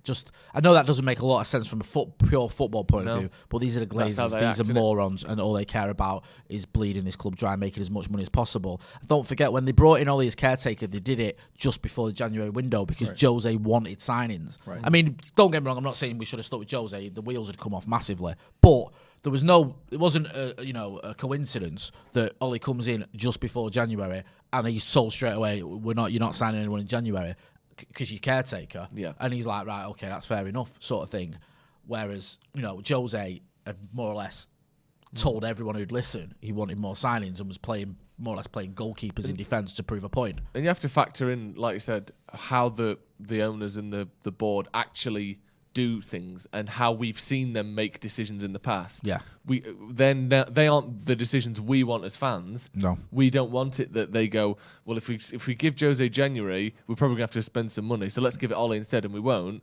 That isn't what we would do, but you have to factor in the history and what they do tend to do, which is top 4 certain? No, you're gone. Do we have to spend money? No, you can stay. Yeah. Like those are two things they tend to do. So we have to bear all that in mind when you're looking at how they're probably going to treat this situation currently.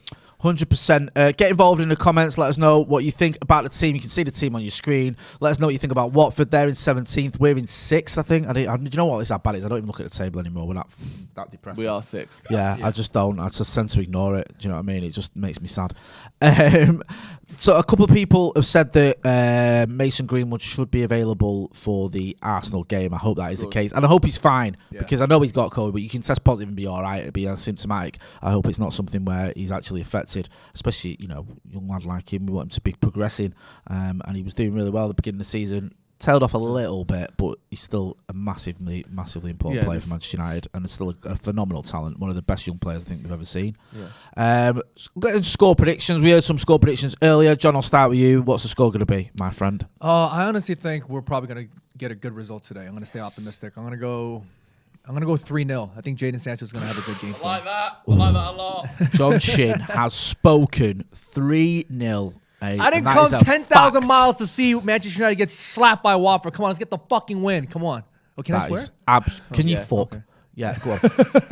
I think 3-1. I said it on the preview. Sometimes I change after I see the team. Yeah, that's fair. Yeah. But I think this is roughly the team I picked for other than McTominay and Fred being different. This is the team I thought we'd go for. It is the team we've gone for, and I think it'll still be 3-1. I think I went 4-0, didn't I? Yeah. Because so I'm. That team is almost what I thought it would be. I think I had Tellers in for Shaw just because I felt that Ollie might get rid of one of Mcguire or Shaw. He wouldn't do it with Mcguire. So yeah, I still feel pretty confident. I think that is a strong team. It's a kind of Ole Gunnar Solskjaer team in it, in terms of that's what the team you expect from him. You don't expect 5 at the back and all that sort of stuff. You expect him to play 4-2-3-1. He has had success with that. We did finish 2nd and 3rd. It's not like it's been a disaster. No. So I understand it. When the chips are down, you resort to what you know best. I have got Andy Tate on the phone. If someone wants to come and grab my phone and just answer that. There he is. He's on the phone there. If you want to speak to him, let him in and sort him out. We'll hear from him at half-time and at full-time as well. Let us know your score predictions. Joe says 3-1. What did you say? Sorry, John? 3-0. 3-0. I said 4-0. Let us know. Are you feeling confident? Techie Fan 1997 says 3-1. Yeah. Ashley Fall says 1-1. At AA the B says 5-0 Manchester United. 20 Legend says 2-0. 22 says 5-6. Ducky Momo's dad says 4-0. Cough Mac 3-1. Scorch 2-1. In fact, let me just give it that one. So people genuinely feeling pretty confident. DB Cooper says 78-0. That's silly. We never keep clean sheets. Yeah, that's ridiculous. What are you on about? 78-1 at least. This defence is shocking. It is, isn't it? Let's go on. No, go on, John. You've got something to say. Can I just say, and I don't know what the comments have been like, because obviously I can only see them sort of peripherally. Yeah. Isn't it rather telling that in all of the Donny and this person's out and this person this, we haven't mentioned Paul Pogba? And isn't it quite refreshing as well? Like he's struggling at the minute to even make it. Like, where does he even play? I think there's several things. Probably A, he's suspended and injured. He's got the double whammy. B, I think everyone's getting a little bit of the Pogba fatigue. Yeah, it's just like it goes in tiring cycles, doesn't it? It does get tiring talking about it. Whether you like Paul Pogba or not. It's just constantly talking about his future. Just doesn't get a little tiring. Constantly defending him if you're a Pogba fan, or criticising if you're not, just gets a little bit tiring. John, we know your thoughts on Anthony Martial. What are your thoughts on his French compatriot? So if Adam is Martial FC, I used to always joke around and say that I'm Pogba FC, because I ride with this guy till the end. But I've been recently saying that as much as I'd love to see Paul Pogba succeed with Manchester United, that's my dream. I want to see him lift the Premier League with Manchester United. I just feel like his time has pretty much come to an end. I just think it's just so difficult for Paul Pogba to continue to just play his game. We don't even know where his best position is, and he's been here for God knows how long. I mean, I was still with my ex-girlfriend. I thought I was going to get married with her when Paul Pogba was still playing. You know what I mean? Like, I have no idea where his best... We just don't know, and I feel like at this point, it's better for both parties if things just move on for the better for both. It's a damn shame, because I'd love for him to stay. I'd love for him to start smacking. You know that he's a quality player at the end of the day. There's no question about that. It's just that the energy, the vibe, the questions surrounding Pogba and Manchester United just gotten to a point where it's just, it's sad. It is sad, and I think, it wouldn't be as bad with Paul Pogba if we were winning things and we were challenging. You know, when Paul Pogba left in 2012, was it? Yeah. It was frustrating because a young player obviously wanted to keep hold of him, and I think Fergie was keen on him, but he didn't go on Mariola. But it wasn't a massive blow because he was still very young, a bit unknown in terms of how he could do high level. Although a lot of people predicted, rightly so, that he'd be a superstar. But there were plenty of other players in that team that were predicted a similar thing and they didn't make it. Yeah, Ravel Morrison obviously being the one obvious one. But it's like, okay, it's not the end of the world. We won the title the year after. It's different now because you've got a player who's won nothing for 4 years now, since 2017. Now, obviously, neither have ever been his teammates for United, but it's still back to we've gone this barren spell with a player who still, doesn't seem to have been committed to staying here long term or whatever. Still have this debate of whether he's good enough. It just gets a little bit. It's just annoying talking about him all the time. I just get fed up with it, and I quite like Paul Pogba. I just feel like it's either he's the worst player in the world or he's the best player ever, and neither of those are the case. Yeah, I agree. Can you take us through the Watford team, Jay? Yes, that is a very good point, because I don't even think we've even spoken about our opponents, which is just a bit arrogant, and it's just that typical, Manchester United arrogance. Do you know what I mean? Ben Foster there. So we've got Ben Foster, who we did contact to come on the channel and just ghosted us. No, he said he would and then ghosted us. Right, even worse. Yeah, even worse. So we were sat there drinking a little martini waiting for him to arrive. Yeah, the Ben Foster channel we were calling ourselves. Yeah. Do you know what I mean? We forgave you for those 3 goals you conceded in the 4-3-2, which were your fault. But, obviously you've not forgiven us. We've got Messina, Cathcart and Kubu. No, I can't read. I'm sorry. Uncle Who, sorry, Firmino. Uncle Who? I know. Sissoko, Lusa, Cleverly. Tom Cleverley. There you Hey, go. do you remember him? Bradford Iniesta. Big time. Dennis, Josh King, and Ismail Assar. So there's 3 players there, isn't there? It's Cathcart, started at United, King, and Cleverley. So bit of it. Oh, and Foster, 4. Ooh. Wow. Jinkies. Jinkies. On the subs bench, we've got Bagman, Ngakia, Rose, Trusty-Kong, Yao Pedro, Gosling, Fletcher. Ashley Fletcher wasn't he at United as well? Sounds about right. Tufan and Hernandez. Bit strange, isn't it, that Danny Rose isn't a left back? Isn't their usual left back? Yeah, but he's crap. Who the fuck are they? We got to get. That's all due respect to Watford, of course. We have to get a result. So we say this, and then Josh King bangs in his 4th on the half-hour mark. If that and we happens, go, you can blame me. Yeah, don't worry. You won't be the only one who's been dismissive of Watford on this channel. Your co-hosts have been equally as, like on that vein. Game's just kicked off. Yeah, can we get that full screen, please? When we can, thank you. So do get involved in the comments. Let us know what you think. This is it now. We're off. Yeah, we'll get. If Ollie time on the loses, screen is in he a gone second. today? Depends what the. Probably, yeah. Yeah, because it does feel like we're on a game by game basis now, aren't we? Yeah. Do you know what I mean? Like, Yeah. if we say lose heavily to Arsenal at Old Trafford, Yeah. I don't see him surviving that one. No. Do you know what I mean? You can't just keep losing. No. Yeah. Especially as well when you lose. I always think it's a little bit different when you lose at home in front of your home fans, and it's like they're sort of not turning against you as well. It makes it difficult for the board to ignore. Thank you for sorting that out. Yeah, I don't think I make that point there about having a long-term plan and sticking to that as long as if it means getting the right man in, because the next 6 months is less important than the next 6 years. But obviously, if he just keeps losing, at some point you have to go. This is only going one way. He has to go. Yeah. There's so many things that can go right for Ollie in this game, but there's also so many things that can go wrong. I mean, if Jadon Sancho has a great performance, if Ronaldo gets on a goal sheet again, if the whole team looks cohesive, they play well, that's great news for Ollie at least, right? Temporary or not. Yeah, definitely. And we just need a decent performance. Yeah. Like, it's been so long since we've actually played well. I think we did well against Tottenham, but actually dominating a game and scoring goals, we need to start doing that again. Yes, we do. That's all we need. We just need a result as well, don't we, man? Just have a result. Oh, my days. It's been awful. It's weird as well because after that Spurs game, you thought, all right, okay. Yeah. You know what I mean? Looking good. Maybe this new system and everything. And it's just you couldn't sort of account for how bad Spurs were. It's difficult to realise just how bad they are because nice ball. That's a great ball. Well, no, it wasn't actually. Just a bit Looked too like much Matic had done a great ball there, but Foster collects it. Yeah. It was difficult to gauge just how poor Spurs were. Adias Raju says, new United manager just lost to Chelsea. Can't we do better than Rodgers? That's basically exactly. And they've been poor this season. Yeah. I know they beat us quite comfortably, but generally speaking, Leicester haven't been there at their best this year by any means.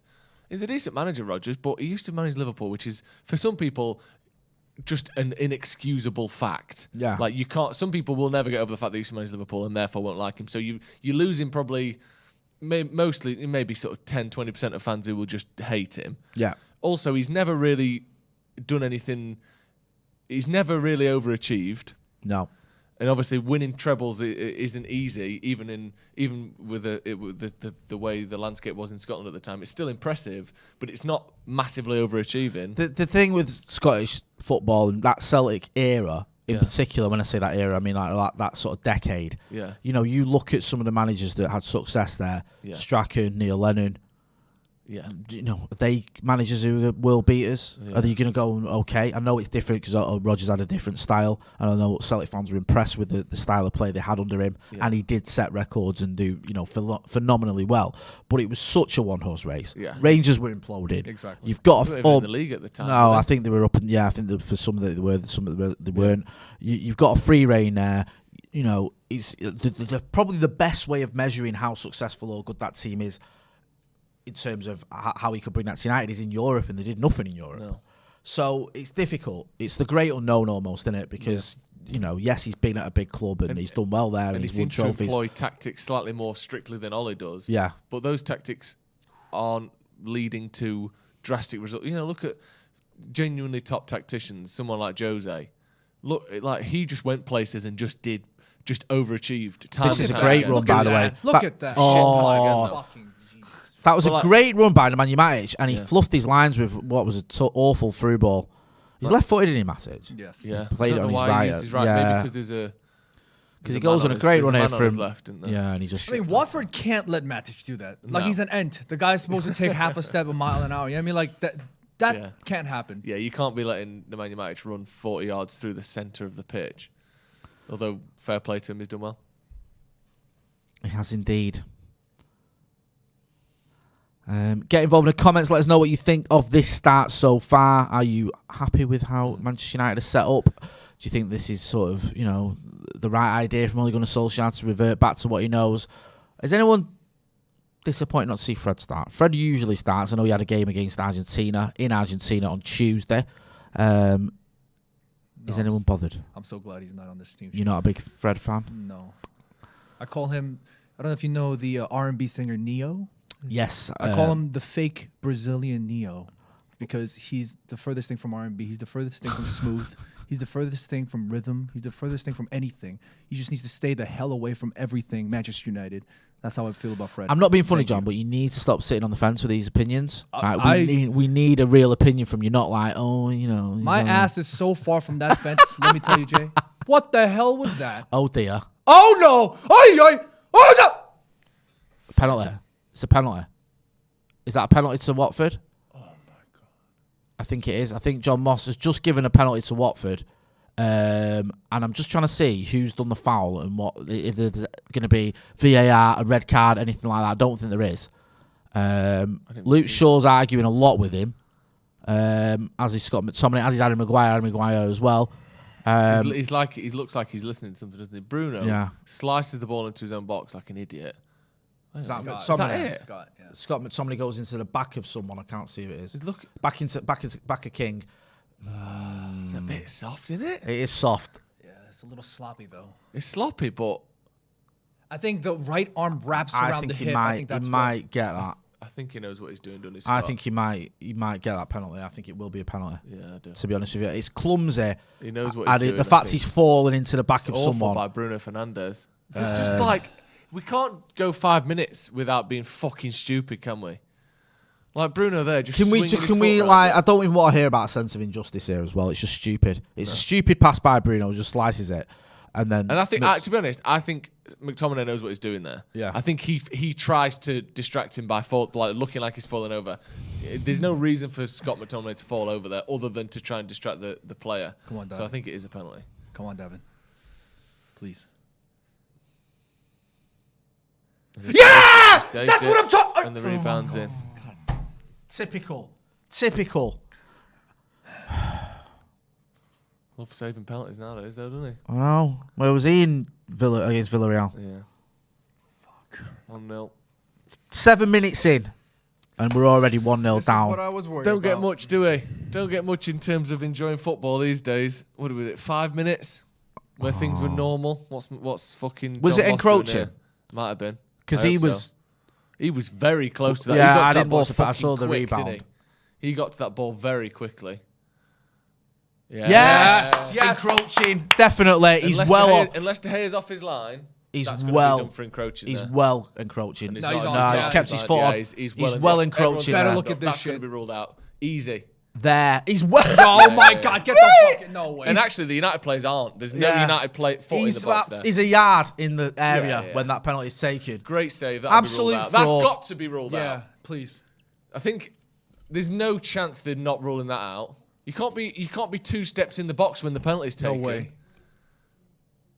It's not a retake either. It's the attacking team, isn't it? Yes, please. Why is it taking so long when it's so obvious? It's clear. Honestly, in the Euros, we didn't have any of this. This should have been decided now, and it's a free kick to us or whatever. It's a goal kick. He's taking his second step by the time that ball's kicked. He's on one foot and his next foot forward. He's doing the VAR. It's ridiculous. It's 2 minutes ago the penalty was taken. I don't understand why there's this drama. They're retaking it. Retake? For what? Can we get some volume, please? How is that a retake? What the fuck? Wait, like, how is that a retake? no United players have stepped in the box there.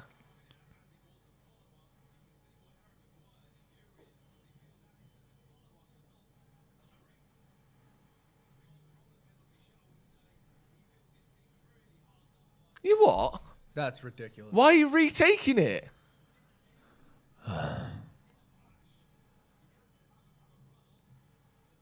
Why is that a retake? I don't understand why that's a retake. They've broken the rules by stepping in the box before he's taking it. Why do you get to take it again? Because John Moss is a fucking dickhead. No United players were in the box. United players were leaning forward, but you look along that line, there's no United feet stepped into the box.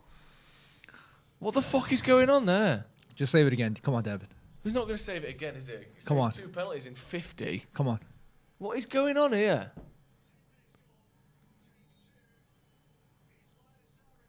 That's what I'm... Saved it again. Put the man, that's what I'm talking about! Let's fucking go! Yeah! I told you he's gonna do that happening? shit! That's what I'm talking about! What is happening? Shut this bottle fuck up, let's go! What is happening? Fucking hell. Why did they retake it? That's what Save again, but what Let's the fuck fucking is go, going on? David. Oh my God, let's go! What is happening here? Oh! Really good save. Save. Strong hands, that's what I'm talking about. See if anyone in the comments knows why the fuck that was retaken. That was just... Yeah, why was that You retaken? don't just get to run in the box, tap the ball in, and just get another penalty. These boys better win this fucking game now. They better win this damn game. Saving 2 penalties. That's unreal, that. Ismail Assar, I've always rated him. He's had a stinker. Oh, shh. I thought they were going to score from the corner Holy then, son of which a would gun. have been the most Manchester United thing ever. Yeah, that's just... I mean, I don't know. Why was it retaken? That... I think... the only thing I can think of is there was encroaching from both sides, from both United teams. players. So maybe that... But it looked... Because it didn't look like he come off his... And they didn't check if he came off his line. They checked him He did encroaching. come off his line, for sure. You only have, Oi, oi, oi. you only have to have 1 foot on the... Right. That's it. Go This on. is it. We have to do Go something on. here. Oh, great. That's great. Oh, our passing's been awful so far Ronaldo, today. didn't want to use his left foot, did he? Yeah, he had to close his body. That was difficult. That's ridiculous. I can't believe they've had 2 penalties. And David De Gea, who didn't save, 30 penalties on the spin, has just saved 2 on the spin. he saved one in the other week I as know. well. That's 3 this season. That's ridiculous. Yeah, it did seem like... Because looking at that line that we saw, obviously the Watford player was by far the most in the box. But it looked to me like United players were leaning forward, but I didn't see any of them stepping into the box. No, I don't know. The one on the far, I couldn't see. It looked like he may have done. Right. I just think he wasn't as blatant as the other lad. So it might be a case of if the defending team is encroaching as well, it's a retake. It does seem ridiculously harsh, though. It Um, Look at that. That's a great ball. That's he just got a little. Oh, you can Go get on, there. Let's Ronnie, go you're get on there. here. Let's go, Go Ron. on, skinny. Oh, I'll take that. I'll take that. That's better. That's better. United have got to use this now. We've had a bit of a Yeah. let off, also a bit of injustice, Yeah. which sometimes can galvanise you. Yeah. That's better. That's good. I was expecting him to chop onto his right foot then, Ronaldo. Went for his left instead. You think Ronaldo's hair is actually grey? Yeah, probably. No. You think? He's in his late 30s. Probably is. Producer Callum, you're getting some pictures sent to you. Corner to United. Just let it bounce on the penalty spot and have no one near it. That's a good idea. Oh God, mate. Oh my. That's good. That's good. Let's go, Jaden. Shaw's got a dead leg by the looks of it. Sack him. I don't care about that kid on the floor. Just get on with it. Oh, Matic my has been God, tackled Matt there. just got rinsed. Oh, he's fine now. Look. It's a miraculous. Days Yeah. showed you so much of that. Then Attaboy. That's what I'm talking about. Well done. it's better that from Wan-Bissaka. Shaw's fucking legs killing him here. Just trying to buy a foul there. Got away with that Shaw. Looked like a dead leg. Like two of them just sort of hit into each other, didn't it? I don't know if there was much malice in it. Was it Sarr? Sarr's got to be fucking gutted now, hasn't he? I know it'll only count as one, obviously, because it was a retake, but missing Nothing 2 penalties worse back than to that, back. Yeah, getting it. He And the knows that he second missed penalty 2 wasn't penalties. very good as well. I know it was a decent save No. by De Gea, but The first one at least was on the ground, kept it low, didn't it? But the second one's like 2 foot off the floor, perfect saving height. come They on, call it United. the savable zone. Yes. That's too slow, McTominay. He looks. You could clearly tell he looks jittery. Good to see Mcguire on the front foot there. Go on, Marcus. He wasn't doing that. Go on, my son. Come on. That's what I'm talking about. So strong. Big Good boy. lad. That's it. Just lever it into there. Oh dear. Bruno Fernandes. Was that Bruno Fernandes that just did a proper taxi? 2 fucking absolute swings and misses from Bruno so far. What's going on with Bruno? I don't know. Hey. He does like to occasionally just swing his foot dead hard, doesn't he? Rather than trying to clear it. That's a mad pass. Good control. Bruno Fernandes needs to calm down. Bruno Fernandes is hitting everything twice as hard as he needs to. Yeah. That's a lovely touch. Lovely touch. Oh, Scott. Rash. Oh, good defending. No, it's good defending. He's unlucky. The ball was just slightly behind him, wasn't Yeah. it? He had to kind of drag it from under his He's feet. offside. Yeah. Tell you what, it's all happening so far. United need to get a little bit of a grip here because it's been a bit sloppy. Yeah. Obviously, we've had a penalty, retaken penalty again against us. Still 0-0 though. Mad. And Watford may look at this as like they've missed a massive opportunity there. I think they have missed a massive opportunity. You know, they got really lucky start. to be able to take that second penalty there because he was well in the box when he put that rebound in. I don't think Watford fans would have been too pissed off if it just was a free kick to United where they were encroaching. No. And they got a lucky second chance. Typical. And they didn't take that either. It's I wonder if... Go on. No, I was going to say, though, it's not really like... I know it's only 15 minutes in, but you wanted to see us come out, start playing well straight away. Yeah, and hold the ball. You know what I mean? Show that, you know, what we're about. We're not. Well, they're we pressing high, Watford. Yeah. There's 4 men round This is what we were expecting earlier on in the first half. They just need to soak this pressure and keep that ball on the floor. Good. That's why Matic is in there, because Fred can't play that pass. He can't even see past over his shoulder. Completely spreading the play. Fred would have just played it short to Mcguire. Aaron Wan-Bissaka, what are you doing? He's got loads of dearie time me. there. He's just been dispossessed by Josh King. Gotta close him. There you go. Find a pass. That's better. Come on, lad. Well, then, this is what Sancho's good at. Calm. Yeah. Well done. Sancho can do that all day. Just slow it down, but maintain composure. We just need to hold on to the ball for a minute. Yeah. It's like every time we get the ball, we're trying to score within like 3 passes. It's like, let's just keep the ball. We're too erratic. Manu Matic, had a lot of the ball so far, Matic. Yeah. That's good. That's what he's good at. Yeah, no, 100%. That's nice. Well, good done. work Go too. on, Well Aaron done. Wan-Bissaka. No, see, that's nowhere near where it needed to be. No, but that was on Bruno. If you see that, he feinted the run so. Yeah, and then he drops back in.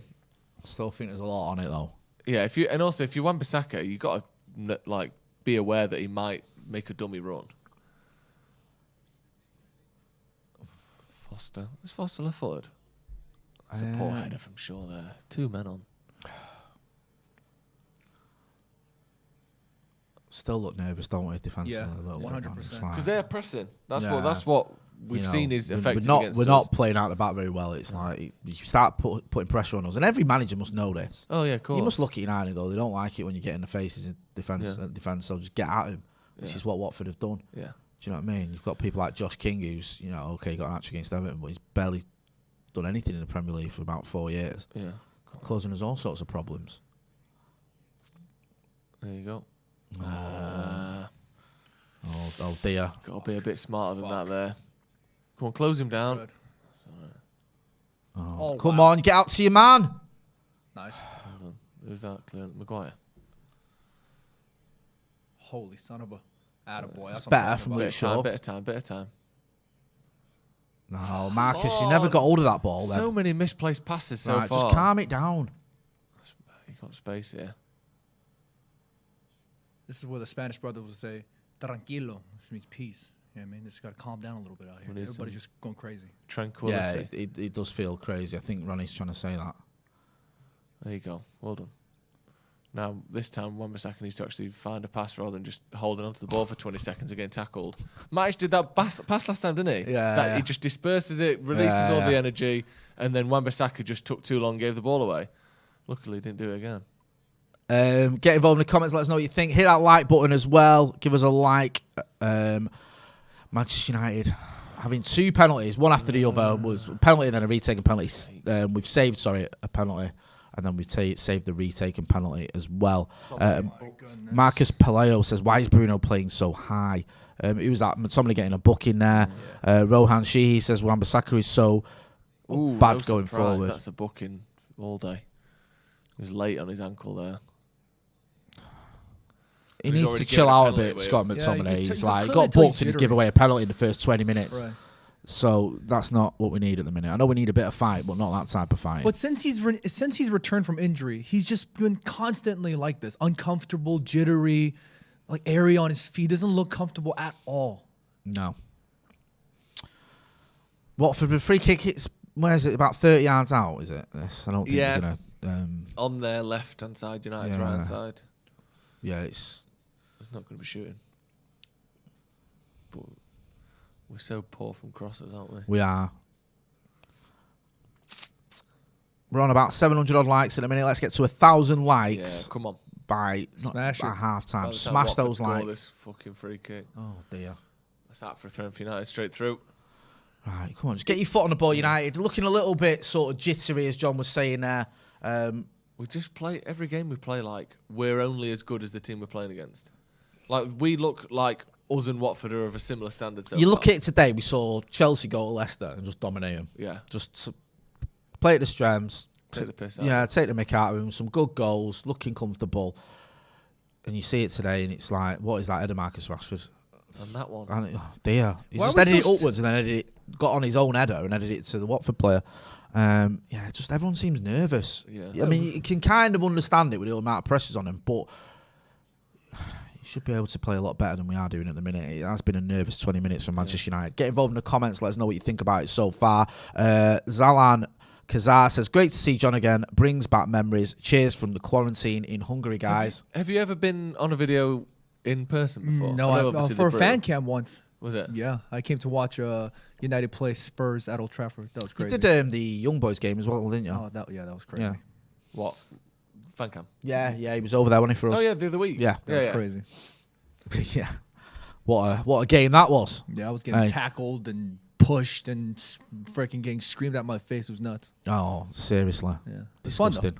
Yeah, so Part of the fun. yeah, Yeah. it's all good laughing it. Hey, I wonder if we can hold the ball for more than 6 passes. I don't think we can. Um, That's 1, 2, 3. It's Okay, the old Matic to Wan-Bissaka. 4. See right there. 5. Oh my god. We're gonna do it. One more pass and we've done it. One more pass and it's 6. 6. We've done the We did 6 it, we passes. did it. Here's the. That's poor. Oh, Good oh, though. Oh, if you'd gone under that. Win That was better, though. Win that. Muscle. Good pressure muscle. Big from boy. Lindley Come on. there. Muscle him. Shit. Oh, Just now they're going couldn't to counter. quite get the fucking ball. Fuck. That was really good pressure from He's him. on his That's own a there as well. fantastic Gotta get there. pass. Oh, Well done, great. man. Well done. Was it Harry Maguire that? Maguire there did Let's well. go. Just good positioning from Maguire. That's what I want to see at least, because this is gonna help him regain confidence. That's what I don't Yeah. want to He's see been him quite scoring good a so goal. far, Maguire. He's been all right. Yeah, he does well there because he has to readjust. Right. And he's covering the pass and the shot. He does well there. Fantastic That's awareness. the sort of thing that if Van Dijk does that, the scouts just clip it up and Yeah. show it like, oh, he has his own XG and all this Rolls nonsense. Royce. Yeah, you know, don't you? Hey.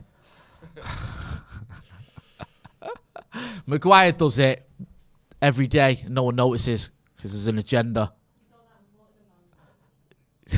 Corner ball. Corner.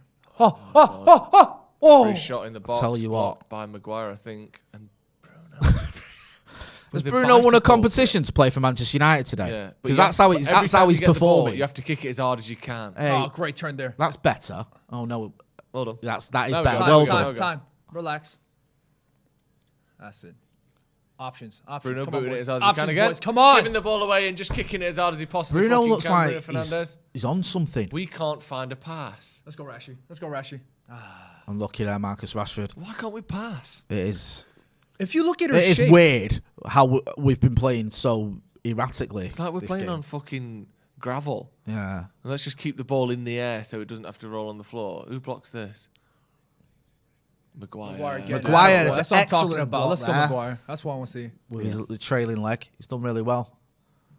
Don't let him do ya. Don't let him do ya. That's what I'm talking about. Yeah, that's all right. I think there's a... Yeah, I think they felt it was offside. Yeah, been very anxious. Just Opening like- 23 minutes, We shall we just say, dropped- gentlemen? Right. We just drop to the level of whoever we play, don't we? Yeah. It's like we're like a chameleon. You put us on Watford, we look like Watford. You put us on Tottenham, we look like Tottenham. You put us on Aston Villa, we look like Aston Villa. Like, we haven't got the ability to go up to the teams above us, but we are more than happy to just drop our standards to make it an absolute fucking dogfight with whoever is below us. And I guess that's a team lacking in confidence, obviously, but it's not fun to watch, is it? At the moment? It isn't. And we haven't been that bad. It's just so scrappy and like the passing's poor, and it's not like they're making chance after chance, but... See, but it doesn't. Weird. You see, but if you look right now, it doesn't look fluid at all for Manchester United. They just look so static at times. When you're getting pressed like that, if you're not going to hoof it down the lane, you need at least 2 or 3 passing options always. We don't have that. We always have that one option, and you're just saying, "Here, go figure it out." Yeah, it's usually just Mcguire to Shaw, back to Mcguire, isn't it? Ronaldo dropping in the midfield. Just keep hold of the ball. Don't need to be so giddy. This might not look the most exciting, but sometimes you need to do that to soak up the pressure. Let's go, Rashi. Go on, Marcus. Oh, yeah. Megs. There you go. Take it. Oh, he's unlucky. He's unlucky there. Almost. Nice little Meg. The composure on that Megs. Like, if I make someone, I'm giddy for that's the next nice. thing. There you go, Scott. Attaboy. That was a bit of a rough challenge I know there. it was. I'm worried that he's going to... And Yeah, that we'll one. take that. We'll take that. I'm worried that McTominay's... Nah, If you he came from the- oversteps you one came like from that, the he's back, off. bro. You came Yeah. from the back. That ain't... Nah, you can't complain for that.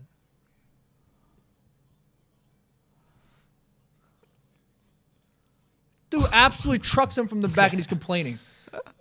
Yeah, it's not a shoulders. Well, Ronaldo's buying that, innit? Let's be Yeah, honest. you're always going to get a free kick. But he know. got there first. Yeah, he did. It is a free kick. Yeah, it is. But Ronaldo makes the most of it. If Ronaldo had gone back in on him the other way, Yeah. he probably wouldn't have got a free kick. But because Ronaldo just goes, just lets him knock him over, it's a free kick. Oh, dear. Come on, we've got to win that. That's better. I was getting a bit nervous there. Little uncomfortable, but we got it. Yeah. Because Lindelof looked like he was like, no, don't, it's my ball, and then Yeah. sort of slowed down. Yeah. You can't say it's yours and then just not get it. I'll get this one. Oh shit, I've not got it. I just didn't go for it. Oh, That's shit, good what a touch. Yeah. Who's this Josh King fella? I know. What happened to the guy that was terrible at Bournemouth? Was it? Well, he was all right for a bit at Bournemouth, then he went off the rails, and then he was awful at Everton. Everton, yeah, I was going to say Everton. You don't think he scored in 17 games for him, then went to Watford and scores a hat-trick against Everton. Classic. Watford just holding the ball. Kevin De Gralla says Donny should Barcelona. come in for Bruno. Look at that. We've had 1 shot, not on target. They've had 5 shots. Oh my God, Nemanja, what the? Oh, thank God. Nemanja Matic just basically laid on a ball for, was it Ismail Assar? Yeah. Which is genuinely one of the worst passes I've seen. Yeah, since Jesse Lingard. It was Jesse Lingard against Young Boys, wasn't it? Yeah. He just turns and just plays it into his run. Luckily, there's a Mcguire's closer to him and he can put him off a little bit. I think he just swings and misses there. Yeah. Swings and misses. But yeah, Watford putting the pressure on. Gotta win this. There you go. United just, again, it's just like head tennis at the minute. Just keep no the- composure. Keep the ball on the ground. Oh my God, how are they doing? Watford outplaying United.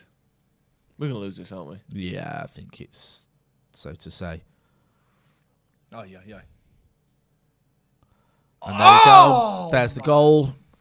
I mean, Josh King, who we've been speaking about, and who was awful for his time at Everton, and now gone to Watford. Obviously, used to beat United, and he's just scored against us again, not a like he surprise, did is against it? when he was at Bournemouth. He scored against us, didn't he? What is it? 10 seconds ago, I said we're going to lose this. Yep. Just literally watch Awful. it come in. No one's near him. Just play the ball across. No one's going to be stood near him either. It's fucking rubbish. I think Ollie looks like he's on borrowed time now. That's the thing, Can't you see him lose surviving this this if it that's stays innit? like this. That's I'll be honest it. with you. No, I can't. Can't go to Watford and play the way we've been playing. No, We've been you- dreadful for 28 minutes. You can't just keep conceding goals, keep losing games week after week after week. Just look at that. Same thing we see all the time. Like, oh, they've got a striker and he stood in the middle of the box without anyone near him because all of our players get drawn to the ball. Why is He's a Scott bit McTominay unlucky, not to on be him? fair. Their striker stood in the 6-yard box. Should we stand near him? Matic was the closest one, I think, to him. But McTominay was on him, and then McTominay gets drawn to the ball. Yeah, wow, that was coming a mile away, lads. Yeah, we just said it. We literally just said it. It's just been coming a mile away. That's from Mayor Amateur. Sam Z says, we're making a crap Watford look like title contenders. Board won't pull the trigger on Ollie until season is a write-off. Anish Joshi says, 6 defenders in the box. Still we concede. Absolute shambles. I agree. Can't pass the ball at the minute either. Luke Shaw getting himself in all sorts of trouble. Loses the ball there. Just typical Luke Shaw season for Manchester United so far. Ball goes in. Awful that from Shaw. Again. Yeah. Can we string a fucking pass together here? Matic giving it away. Luckily he gets tackled to McTominay. It's so bad this. It's unreal. Again.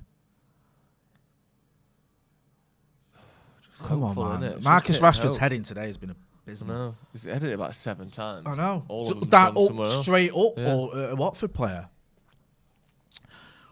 They look like they've lost it, haven't they? Yeah, Ollie looks just like he's bereft of anything, any ideas, and just it's got the feel of the end, hasn't it? It has. You can't lose this. No, and also the manner in which we're playing. They're not like counter-attacking us and looking dangerous on the break.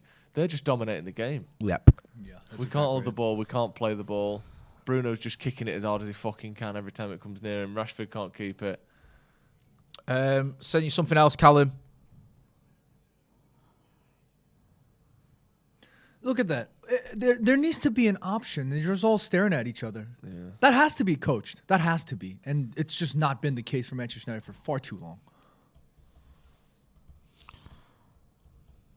Matic. Like you said, Jay, how many times have we just heading the ball up in the air? It's like it away. People seem to just get a pass when it comes to heading. Yeah. Like it doesn't matter. Like it's not real passing. Yeah. Like, okay, it's a header. Like, you should be able, you're professional football, you should be able to head the ball where you want it to go. Yeah. No, and I'm seeing players just heading it up or straight to a yellow shirt. Yeah. That's just ridiculous. That's a great pass. A great ball. That's an amazing pass. What? Fuck off, Ben Foster. Ben Foster there with a great save. Ronaldo's asking for a handball there. I don't think he's going to get it. It's not over yet. That's it. I'm surprised he hit that first time. That's it. Holy shit. That was a decent ball that as well from Marcus Rashford, sort of across the goalkeeper. I don't think anyone got there. Oh, United unlucky there. Oh, God, he's got lucky there as well. That's it. Come on, Harry. Hold on, Harry. Does he not give a free kick? Oh, he's giving an advantage. I was about to say that was an absolute free kick. That. Just a blatant trip, wasn't it? Who was the pass over to him there? That's a great pass to Bruno? Rashford. Bruno to Rashford. I thought Brilliant so, yeah. pass. Decent shot as well. Decent save from Foster. It looked a bit theatrical. Like I don't think it was a world class save. That's one for his GoPro, innit? Yeah, but it was a decent strike from Rashford. Bit better from United. In the last sort of 3 or 4 weeks, our main threat has been balls over the top to Rashford on the last man, isn't it? Now that's all we seem to be able to do at the moment. Shaw's on the ball.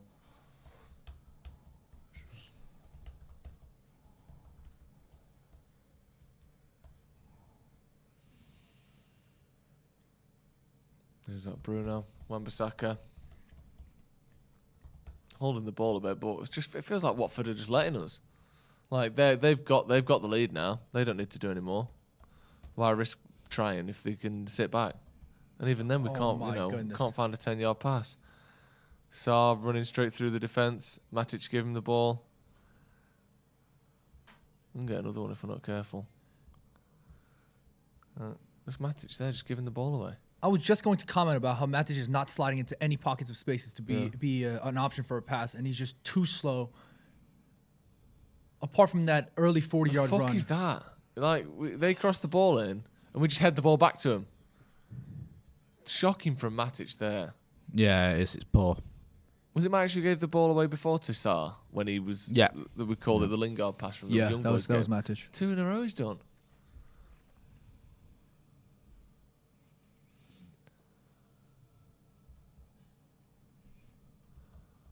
There you go. What's happened there? Bruno's gone down. I think he got neck sliced. What? Free kick to Watford. Oh no, They said free kick's been given like it was yeah. with loads of energy there. Seriously. Free kick's been given. It's our free kick, like 25 yards. Oh, he out straight from our own won. goal. He hit him with the Just chopped him.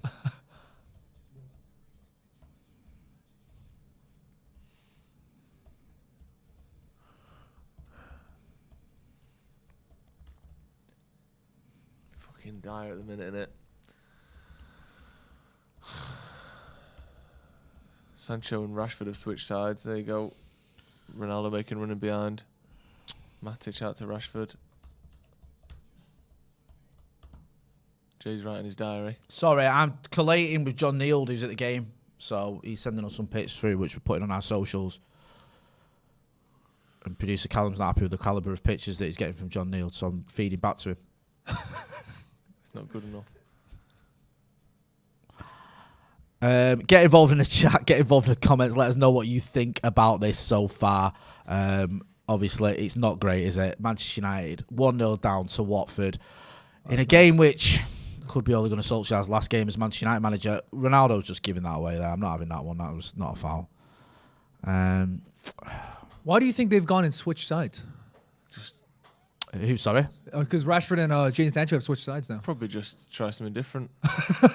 Just Not working. I mean, Oh, unlucky there, Marcus. Rashford's had a little bit of success off this right. Rashford's looked lively. Apart from his heading, he's done all right. But Free kick, corner to United. you know you're not getting them, Ronnie. No. Do you know what I mean? Like, you know you're not. It's John Moss. He's doing everything he can just to not have an heart attack. I smell Harry goal here. Come on. United with a corner. Yeah. I cannot believe we didn't score from that corner.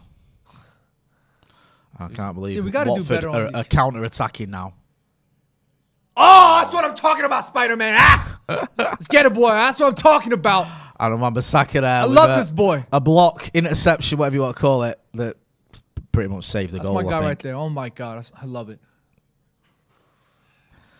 Ollie's got some questions to answer, though, hasn't he, in terms of giving us time off. Do you know what I mean? Like, we said, didn't we, on the preview, Joe, that, you know, the proof will be in the performance.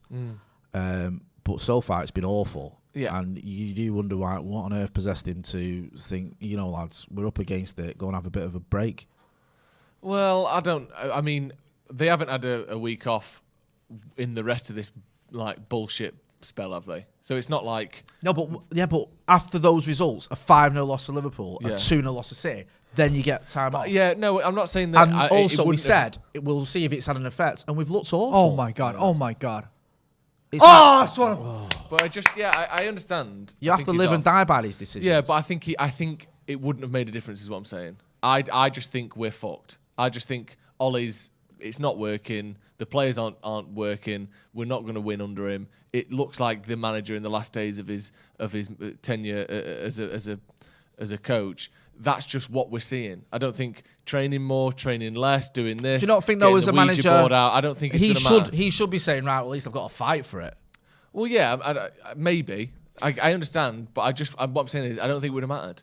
I think we're in a sad state if it doesn't matter whether you're training or not. Like, if it doesn't matter. But we were training every week when we were shit against Leicester and Villa and Everton and Wolves and Southampton and Liverpool and City. That it didn't matter. I just feel like less training after those results. We said. But also, half of this team that's playing now wasn't at training anyway. Yeah. They were playing for their international Yeah, but like teams. you had Rashford, I think, and Sancho were training Yeah. on their own, weren't they? But they had And then, coaches with them. I know, but my point is the manager himself wasn't there. Some Yeah. of the team wasn't there. Yeah. And when we were talking in the preview, you said, "Oh well, we'll see if it's had a good effect." It hasn't. No. But yeah, but what I agree with your point. I'm not saying that I would have done it the way he's done it. I'm just saying I think we would be playing shit in this Right, game okay. regardless because he's just gone. It's gone. Right. He's lost the team. It's not I working. can't argue with that. I We're just not think the playing optics of it for him. Yeah, look no, it bad. doesn't look good, but none of it looks good. Yeah. That's what I'm saying. He hasn't made himself look better by doing that, but to me, it doesn't look any worse particularly because this is what we've been seeing for 6 weeks, 8 weeks. Yeah. This is how bad we've been. Like I said, we just drop to the standard of whoever we're playing and make it a scrappy, And this is fair the thing. fight We're not against even. shit We're not teams. even at Watford standard. They've been a better team. Yeah, exactly. This is just So unreal. it's just like Josh King couldn't get in our team No. when he was at United. He went to Blackburn, I think. He was at Blackburn, yeah. Yeah, then ended up at Bournemouth, then went to Everton, left Everton after no goals in 17 games, and he looks like prime Ronaldo against us. Yeah. He's won a penalty and scored a goal against us. Yeah. 30 minutes in, he'd done all that. Yeah. I mean, it's embarrassing. But these are the games you just. You know what I mean? I like, can't. I love Ole, but I can't defend this. It's just awful. But he's done though, isn't he? We knew that before the game. We were saying before. Do you know what? There was a little bit. I'm not going to lie to you. There's a little bit of me that thought maybe. Did you? Maybe we get a result today. We go to the Chelsea game, or we go to the Villarreal game. Sorry, and we can just at least give him a bit of hope. Do you know what I mean? If you win the Villarreal game, you're okay. We're looking good in Europe. You've got something to turn to. Then you go. We look like we're going to go through to the knockout stages of the Champions League. Yeah. Do you know what I mean? Even if you get a draw at Stamford Bridge, massive if, but it's a positive result. You go okay. But this, no. Chelsea will turn us right over. Oh yeah. And Villarreal will. Villarreal will as well. And I know the best of times away at Villarreal. Yeah, tough game. It is 100%. Oh my god, dude, calm down. You're on a yellow. I've lost that super chat as well. Sorry, on the Dio, sir. I will find it. Just easy, innit? Just playing overlaps, running in behind. It's just so No poor. one Sorry. After trying the diamond and the Christmas tree in recent weeks, Oh, what a save, David. Ollie reverts. One more. Free volley. Ooh. Ollie reverts back to his favourite pear shape. Yep. Are they sponsored by? Oh, I just saw a Dogecoin, dog by the way? on their shoulder. Sponsored by what? Sorry. That fucking dog coin thing. Oh, Or is that it? meme. They've just got a picture of a meme on their arm and they're still beating us. We're a joke. We have entered the banner If they era. have This is a the meme banner era. coin on their shoulder, In 5 minutes' time, it's going to be half time, which means you'll be hearing from Andy Tate as well. I'm sure he's got a few things to say about this performance. But it's just. Let us know in the comments what done you though, think. innit? Everyone, It's people saying the same thing. Sacked, shambles, Yeah. lack of style, lack of play, lack of plan. It's all very, very similar in the comments. But they don't look motivated or like No. they're not saying they're not trying. But this is, and I hate the phrase almost, but that kind of lost the dressing room stuff. Yeah, where no, they're it just is. not playing, are they? No. They're not playing properly. Because we've seen, all the criticisms you can level at Ole. He doesn't have tactics. He doesn't have a style of play. All that. That was still him last season, and he never looked like that. No, I think you're This right. is a team that is We no shouldn't- longer We shouldn't working for the rewrite manager, history, is should it? we? It's, No. he has had 2 full seasons that have been All right. positive. Yeah, but, you know what I mean? but the way they're playing now is a team that seemed to me that they don't believe When we in were the manager anymore, and battering they're showing that. battering Leeds and beating City. Everyone was like, last season, everyone was going, oh, you know what? We're going forward with Ollie. This is, if everything's looking good. Yeah. And now it's just the complete opposite. We just look awful. It's just done it. The problem is, like we Fucking said hate before John the Moss, game. The problem we said before the game is there isn't an obvious candidate available now, so we have to get someone in for 8 months. Yeah, it's a tough task because that's a long time to be a manager. do you see the midfield? I mean, I've been watching for the past 40 minutes. I've just been focusing and honing in on Matic and Scott McTominay. They look so static. They're not progressive. Scott, I've seen him maybe check his shoulder once or twice this whole 40 minutes. He does not want to move. Yep. Alex B says, I blame John Shin. I think that's I'll take it. I think that's fair. The one time you come, Yeah. was the We've one not time- lost all season, No. right? You come in, we lose. Yeah, we've been brilliant all season. Yeah. Top of the league. My fault. Battered Liverpool and City, back to back That was almost. great, wasn't it? Yeah. We beat Take both of them too. Maybe it needs like a Gus Hiddink type scenario. Di Someone Matteo. comes into the end of the season. That's and the thing. just- If you get Brendan Rodgers, that's not an end of the season. No, you're right. That's It's not. That's a permanent That's a appointment. permanent appointment. I wouldn't mind. Was it you that said Lauren Blanc the other day? Well, I wasn't actually putting him forward, but Someone as- like as that though, who someone comes who's- into summer, you go, Yeah. you're not getting it permanently unless Yeah. you win us the league. Yeah, well, Ragnick was mentioned. Yeah, Blanc, just come in someone and who's then a decent we have a manager. Ten Hag or whatever. Because at the moment, this can't go on like this, can it? We can't just fucking lose every game. We can't. No, we And can't. it just makes Ollie look worse. This as well, feels doesn't like, it? you know what this feels like to me? Moyes at Goodison, Yeah, his last game, or Jose at Anfield. yeah, Last game, clueless, sat on a bench whispering to his assistant yeah. as his team was just getting tore apart. Watford have had 10 attempts this game. Yeah, we've had 2. And they'll probably have another one here in a sec. What's that? What are you doing there? Oh, dearie me. It's so easy, isn't it? It is. It is. Yeah, there just is a feel to it, isn't there? There's a different feel to it. It's not like just a normal game or a normal bad run of form. And it's What second a goal. fucking- Ismail Assar, with as much time as he needed there, it flicks it up, I think, and then just volleys it. Does he flick it up and volley it into the bottom corner? The amount of space and time he had there, that is just unreal. He's gone. Yes, Again, from the same sort of position where so many goals have come from this season as well. Pull the ball back, no one stood with him. It's just awful. Awful. Callum, you've got a picture in profile.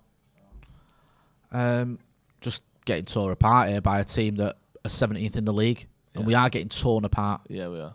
Oh, look at this. Look at does anything good have to happen here for this? Luke Shaw, no awareness there. Luke Shaw is in absolute no fucking awareness no man's whatsoever. land there. He's not near the crosser. He's not near the man behind the crosser. Doesn't cut the cross out and leaves his man to go and not cut the cross out. Yeah. And then he's throwing his arms about. Yeah. You know, but this is where I don't mean to have a dig at Harry Mcguire because I think he's had a great game so far. But this is where he needs to communicate that. He's got to say, Luke, check behind you. Look, there's a man behind you. I don't see any of them talking. No. This isn't like 4K. I can see clearly. I can see their sweat drip. I don't see them talking at all. Yeah. What kind of communication is that? No, it's awful. Well, you play football at any level, you have better communication than that. You play in the park with your mates, you talk to each other more than our defenders talk to each other. Yeah. It's just, like you said, Joe, a minute ago, you don't think it matters now. I think he's done. He's gone. Do you know what I mean? It's like, I'd be amazed if Ole Gunnar Solskjaer's manager for the Villarreal game. I'll be honest with you. Yeah. I genuinely think it's That's a booking done. as well. That's a booking. He's pulled a 2 fouls in a row. Yeah. Yeah. I don't think you can come back from this. I mean, obviously there's a chance we win 3-2, but it's just delaying the inevitable at this point, isn't it? The performances are so bad every single week. Every single week as well. Conceding the same goals from the same positions. I'm not singling anyone out because collective have been dreadful, but not blocking I'm crosses. done with Luke Shaw. Telling pulling you the now, man. ball, He needs to turn it around. Pulling seriously. balls back to open strikers in, Yeah. it's stood in the middle of the 18-yard box. You know, you can't excuse it time and time again.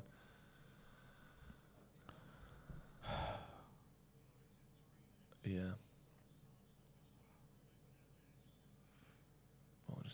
Just nothing. Nah. Nothing. There's no Just power nothing. on that cross either as well. Just It's just nothing. sort of And basically then scooping it into the box. The sad thing is about this could end up being like 3 or 4-0 at Watford easily. Like you could end up getting turned over. Was it Fulham we lost 3-0 away? That was under Yeah. Fergie, wasn't it? Obviously not the same situation, but it's not like just because they're a poor team, you can't get battered by No, them. Everton got battered by him, Yeah. didn't they? And Everton, certainly looked good against us. Yeah. And it's not like Everton are, fighting relegation. No. I think if you give him as much time and space as we've given them, Josh King was on his own for his goal. Yeah. Anyone can score that. Sarr was on his own. The Sarr one was a better finish. Yeah. But he's still on his own. Yeah. He's still given time to flick it up and finish. Yeah. Do you know what I mean? Against United, you used to get a second on the ball, if that. Yeah. Do you know what I mean? He had like 10 seconds to decide what he wanted to do. Yeah. And going forward as well, okay, Rashford's brought a save out of Ben Foster, but other than that, was it one shot on target? Yeah, Rashford. I don't think Ronnie's had a shot. No. Sancho, he's had a bit of the ball, but he's not done a lot. It's just not good enough all over the pitch. Every single department. Only De Gea so far has done anything of note for Manchester United. Yeah. Burnside is back. Sorry, says Ollie's gone, but get Mcguire and Shaw to FK every week. Don't care about international performance. It's crap. Meb3 says, says, I think we have to say now that Ollie is at the exit. Yeah. Also, Francis M says, the reason we are clamouring for new management was because of this. If this nonsense happens in the games, what do you think happens at training? Again, I can't disagree with any of these comments, to be honest with you.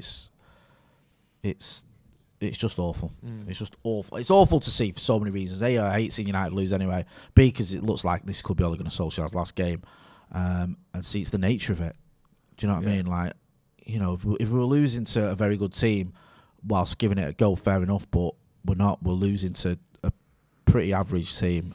Not even an average team, a shit team. A shit team in a poor manner. Yeah. Battering us. Polly 160 says, I remember being 16 and singing all his names he scored at the new camp. He will always be a United Absolutely. Hero, but it's time he stepped down. Yeah. Yeah. Watford look like they have such a spring in their step. It's embarrassing. No wonder, is it? I think after they went 1-0 up, they gave us 5 minutes. Right.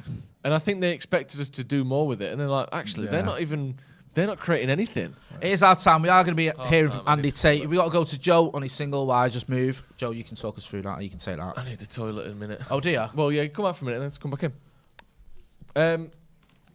Yeah, poor. Very poor from United. Half time. Get your comments in. Yeah. Bring in Roy Keane. He will sling most of this. Yeah, it's really bad. Really bad.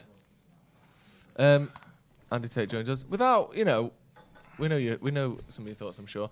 Without being too crazy. How was that first half? We had a Walking Dead. Yeah. That's what it is. Walking Dead management setup. Walking Dead team. Goes into games not knowing what they're doing, what they're told. And that's just basically it. Individuals are not taking accountability again. And the writing's on the wall. Take the hint. Go tonight. It doesn't seem as though there's any way back for him at this point, does it? Look, you could win this 3-4-2. I still wouldn't care. I want you, Ollie, gone. Yeah. And take your management set up with you. It's Academy 20, under Academy 23's average Academy coaching. That's what it is. And this is an elite football team. Supposed to be. We've got a super chat from Sebastian Gomez. He said, horrible, needed to bring in someone at the international break. New manager's going to have his work out for them during the busy winter schedule. I think on that, I agree with you sort of tactically. Obviously, the longer a manager has before a game, the more chance they've got. But when you look at the games after the Chelsea and Arsenal game, we've got a run of like 9 teams in a row who are all kind of outside of like the top 6. So if you're looking at like when to bring a manager in, maybe they're thinking. So what? Why didn't they pull the trigger after the City game? Well, I don't know. Why didn't he pull the trigger on the Monday? Yeah. Why did he go running and hide to Norway? Why did he send everybody on holiday? You're supposed to be working. Oh, you have team meetings on a Thursday before the game, and you take nearly 9 days off. Pull the other one. The club is out of control. Someone said, has anyone ever seen McTominay win the ball? Dude just runs behind whoever has the ball and then stands in the middle of the Watford press. He doesn't show himself particularly well for the ball, does he? Philip Owen, how are we getting scored by Watford? How is Shaw and Mcguire playing? It's a disgrace on the treatment of Van der Beek. That's a separate thing, but yeah, he's right. He could be playing today for sure. Some serious changes need doing quick. Mario says everything about the tactics is awful. Defence is clueless. The amount of space between attack and midfield is astounding. It's just I don't think there's a single part of this we can look at and say it's working at the minute. Like we let them have the ball, we don't close them down, we don't mark men in the box, we don't pass the ball out, we can't keep possession. Like none of it's working. It's a complete shambles, and that's the thing. We've had bad runs of form before, and when a few weeks ago, I can't remember, it was the Everton game. We sort of think maybe we're just in a bad run of form. Maybe we can turn this around. But the way they're playing now, this isn't just a bad run of form. This is, we've all seen in our lives, certainly a handful of United managers get sacked, let alone dozens, hundreds of managers get sacked across other clubs that we've been watching football. These are the sort of performances you see before a manager is sacked. Ron Atkinson in the 80s. Yeah. Ron Atkinson, I think he went was it 1 win in 10, then he replaced him with the Godfather, and the rest is history. But it does happen. Yeah. I mean, Louis van Gaal, he didn't win. Was it 1 in 11 during his last season? But he still didn't sack him. Yeah. So I don't know what's going on.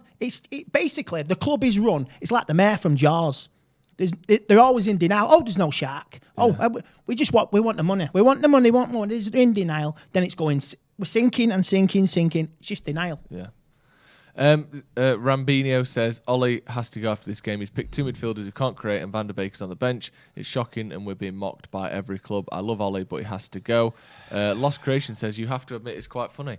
I don't think it's particularly funny, unless that's a sort of a chuckle of I can't believe what I'm seeing. But I don't think it's. I feel 10,000. The guy's got a point though. You can't make you feel down. You got to laugh at it because you got to laugh with it because it'll consume you. I feel otherwise.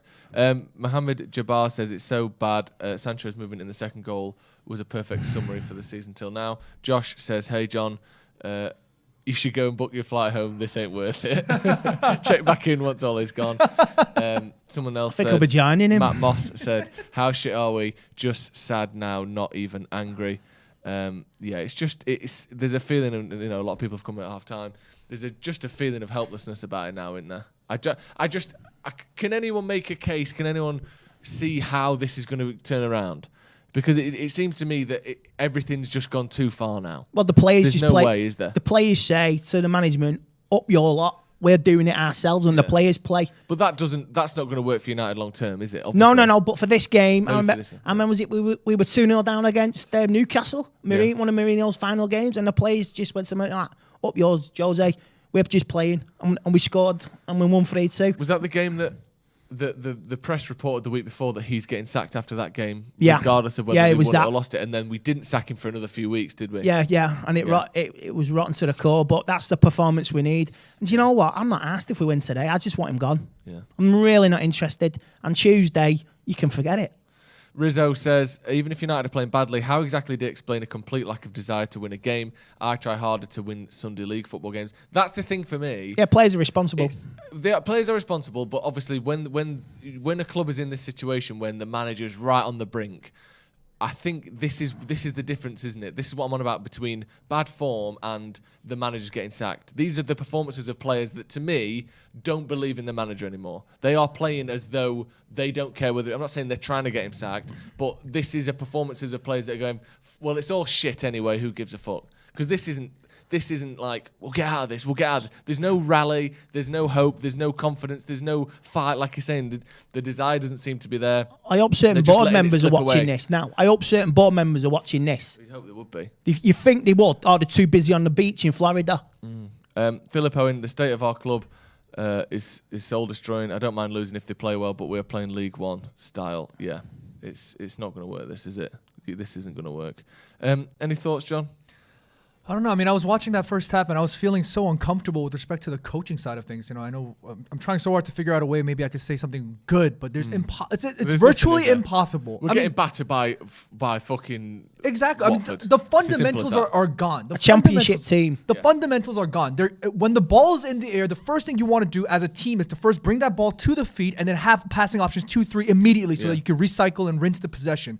You don't see that at all. They're just constantly trying to keep the ball in there with the head. I don't know what the hell they're thinking that they can do with this, because Watford are obviously keeping that locked in without any problems at all whatsoever. Manchester United providing no sting in any regard. Yeah. And some of the simple things like communication.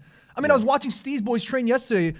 Cam and them were like, fucking communicate with the Manc accent, of course, but we see none of that. Harry Mcguire and Bruno Fernandes are two of the most vocal people when shit has happened already. You're right. You don't need that. There's no language barriers on that Man United team. No, you need to communicate. You need to communicate when it's happening. I saw Luke Shaw just standing in the middle of nothing.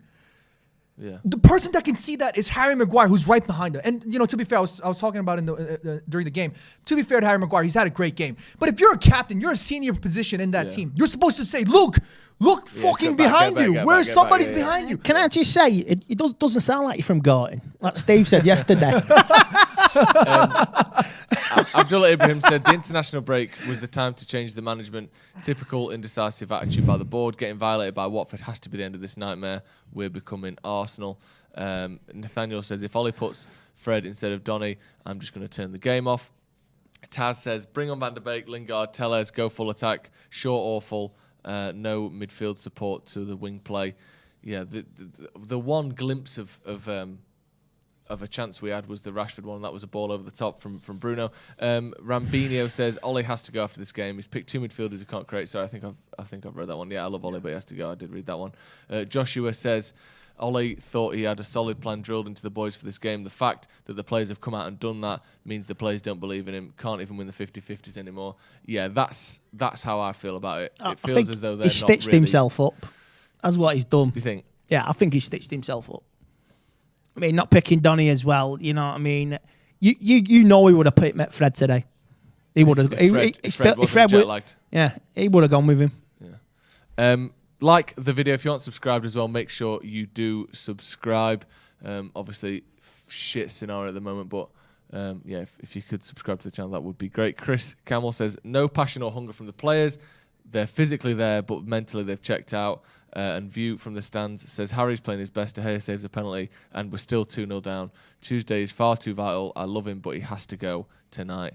I think there's some good points in there, especially that last one. You cannot go into Tuesday with this. Yeah. That decision has to be made tonight.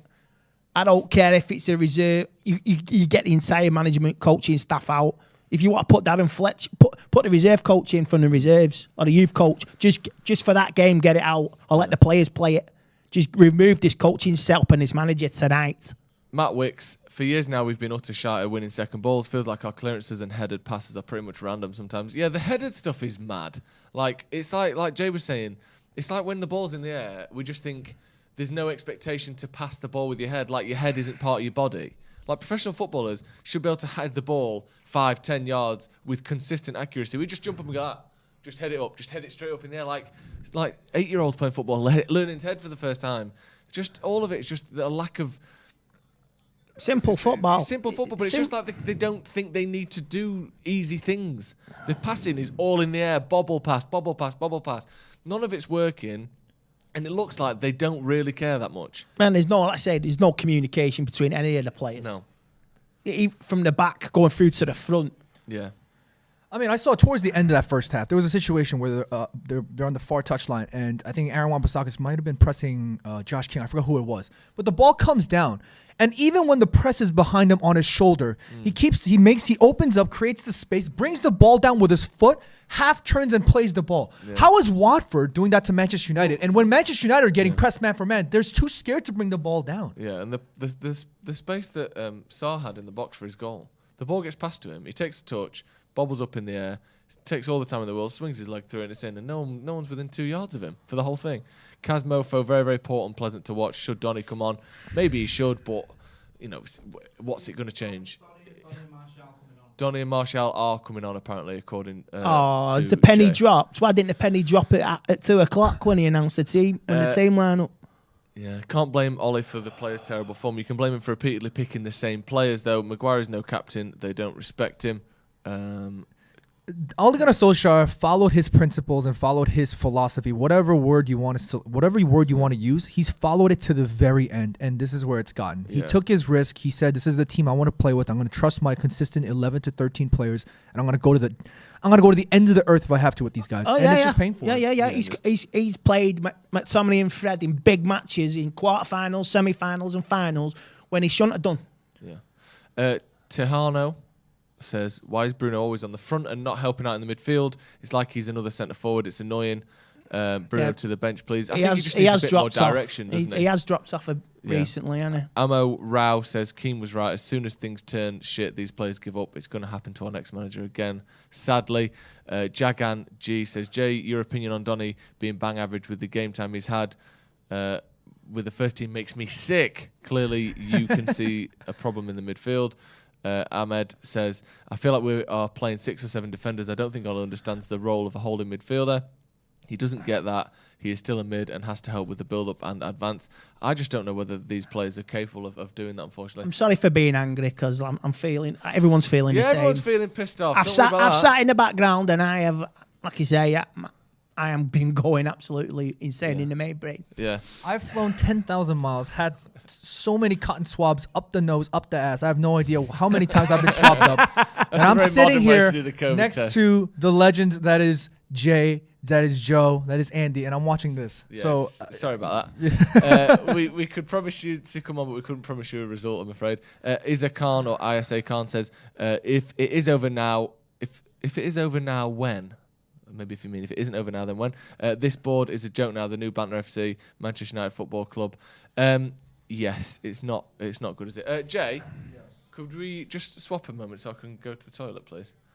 Sorry. Abhinav says the bad thing is Rodgers. Our most likely choice is losing continuously as well. Yeah, I don't think Rodgers is the choice for me. Let's get someone into the end of the season and then get the actual person that they want, whoever it is. He's too busy trying to multiply World Cups. Multiply World Cups. Yeah. Just be back in just a maybe there needs to be an emergency board meeting tonight. There has to be. There has to be a Zoom call. That's all. Agents probing. What was it? That Ralph guy, whatever it is. Ralph Rangnick. Yeah, get him from Moscow. Get a jet fuel from Moscow.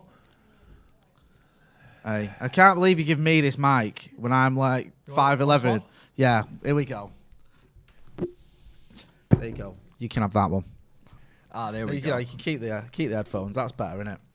DJ turntables, man. We'll do a little bit of a swapsies in a minute. You're going to be hearing from Andy at full time, John at full time. Me and Joe will have the live review as well at full time, which could be the end of Ole Gunnar Solskjaer's career as Manchester United manager. I don't know where we're up to with some of these super chats. Trusty Paul, decent Man United football is being played at Leeds Sports Village at the moment. Presently, the girls are showing the boys how it's done. Seamus Nolan says, looking at stats in the right corner of the screen, says it's all about the game and where we are as a club. Abhinav Verma, forgive me if I'm reading out ones you've already have. The bad thing is Rodgers, our most likely choice, is losing continuously as well. Da fuck. Joshua Oshiafi says, even if we came back and won, wouldn't it change a single thing. De Gea, only good when we're down, bad. I feel sorry for De Gea. Yeah, he's the one, we were saying that. He's the only shining star because of the saves he's been making, and the rest, Mick, and Ronaldo as well, just the rest can jog on. Yeah. So Rashford and McTominay off, Van der Beek and Martial on. I wouldn't have thought Rashford off. I wouldn't have thought Rashford off. Yeah. No, I thought Rashford looked lively. I know. Rashford. Martial he's frozen as like a fish finger. He's fucking. Ahmad Abdel Basit says, I feel like we were playing 6 or 7 defenders. I don't think Ollie understands the role of a holding defensive midfielder. He doesn't get that he's still a midfield. He's still a mid and still has to help with build up and advance. Oh, let's go. It's interesting substitutions from Ole Gunnar Solskjaer. A lot of people were happy to see Donny van der Beek. We'll have to wait and see how this works out. Absolute musical chairs. Musical chairs here. There we go. I think we're all sorted. Yeah, that is Jay's camera might need tilting down a little bit. Just a little bit. Joe, what have you made of those substitutions? Oh, we're still fucking losing. Hey. See, I thought I'd go to the toilet and it would all be a dream. We're still losing. Rashford for Martial is an interesting one. Yeah. I don't know, is Rashford unfit? Maybe there is a bit of question marks around his fitness. Because, I mean, at least Rashford's got him behind once. He's had a shot on target. He's the only one who's done that for United. And Martial's not exactly like bursting to get in the team, is he? Donny makes sense. Is it Matic or McTominay? Sorry, McTominay off for Donny. Shocking. And he's also on a booking and could get sent off at any this time. Is it. Doesn't surprise me. Although, here you go, look. What a pass from Donny there. Hey, I saw a bit like... I think this is a perfect, not necessarily perfect time for Donny, but I think he maybe could have started this game. What the hell are you doing, Aaron? I saw a video the other day. It was, it was called Donny van der Beek puts in this performance and still doesn't start for United. I can't remember what game it was, but I watched it and it was like all of his touches, and he literally made one good pass. Everything else, you know was what? like Right, we was in the passes. Stretford end against City when everyone was calling for him to come on. And like everyone was saying, "Come on, get Donny on, and he nearly self-folded him with his first shot. Yeah, and I like him, and he's a better player than McTominay's been this week and this season. So I do think he should be playing more than he is.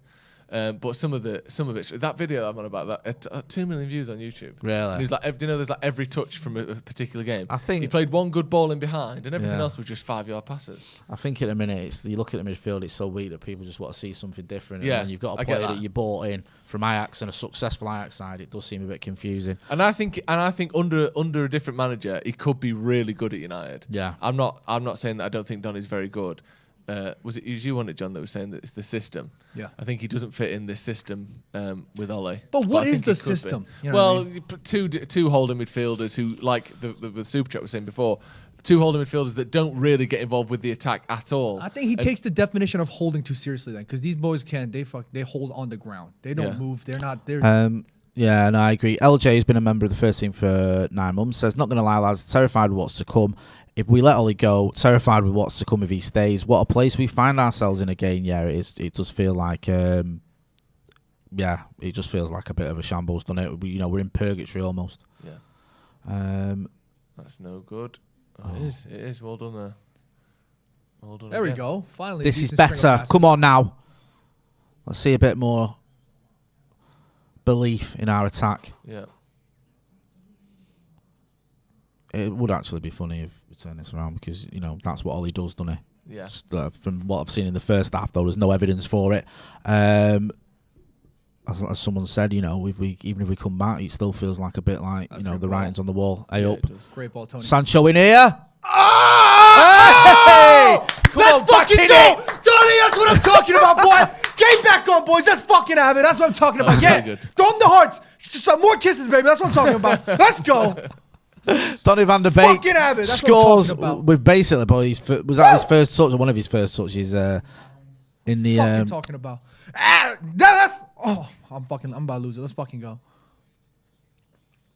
Great ball there from Anthony Martial. Can we swap headphones? Yeah, of course we can. You've got my headphones. I've got your headphones here. We're getting ourselves in a little bit of a pickle. Oh, great. Oh, fucking fantastic there work you there. go. Sorted. Fantastic work there from the boys. Great pass. I think it was Jadon Sancho finds Cristiano Ronaldo, who made that's a tough pass from Cristiano Ronaldo anyway. Picks out Donny van de Beek perfectly. Great pass. Oh, Great. That's better. That Really Sancho and Van de Beek obviously involved in the goal. Yeah, that's what I'm talking about, Donny. That's what I'm fucking talking about. Let's go, boy. Jimmy Kim says, cannot believe I'm seeing my mate John on the Stretford Paddock channel show. My guy, more love in the comments. Also, let's not talk about the game. Jesus Christ. Well, we've scored now, so game on. Really good. Great cross from Sancho. Great header down. Good positioning from Donny. And easy finish, but the positioning was really good. It's a great header from Ronaldo. He's like a fucking banana in the air, like bent backwards. That's hard to execute as well. His spine's like snapped backwards. Ben Porter says, more John Shin vibes, please. That's what I'm talking about, boys. John gets more hype than us. We're jaded and upset. Chat, let's blow up. Let's blow this shit up. Come on. John's still fully excited. I just. Josh M says, John Shin for President 2024, US legend. You already know. Yes. Let's go. Come on. I think we can all agree that'd be a great Get idea. there.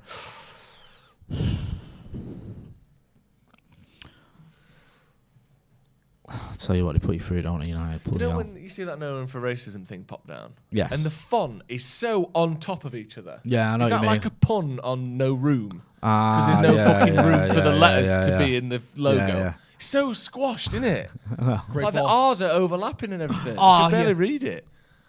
Go Good on, ball, Jadon Jadon. Sancho. Ah, Oh, that's better, though. decent idea, Looking lively. decent Come idea. on. Sancho driving forward.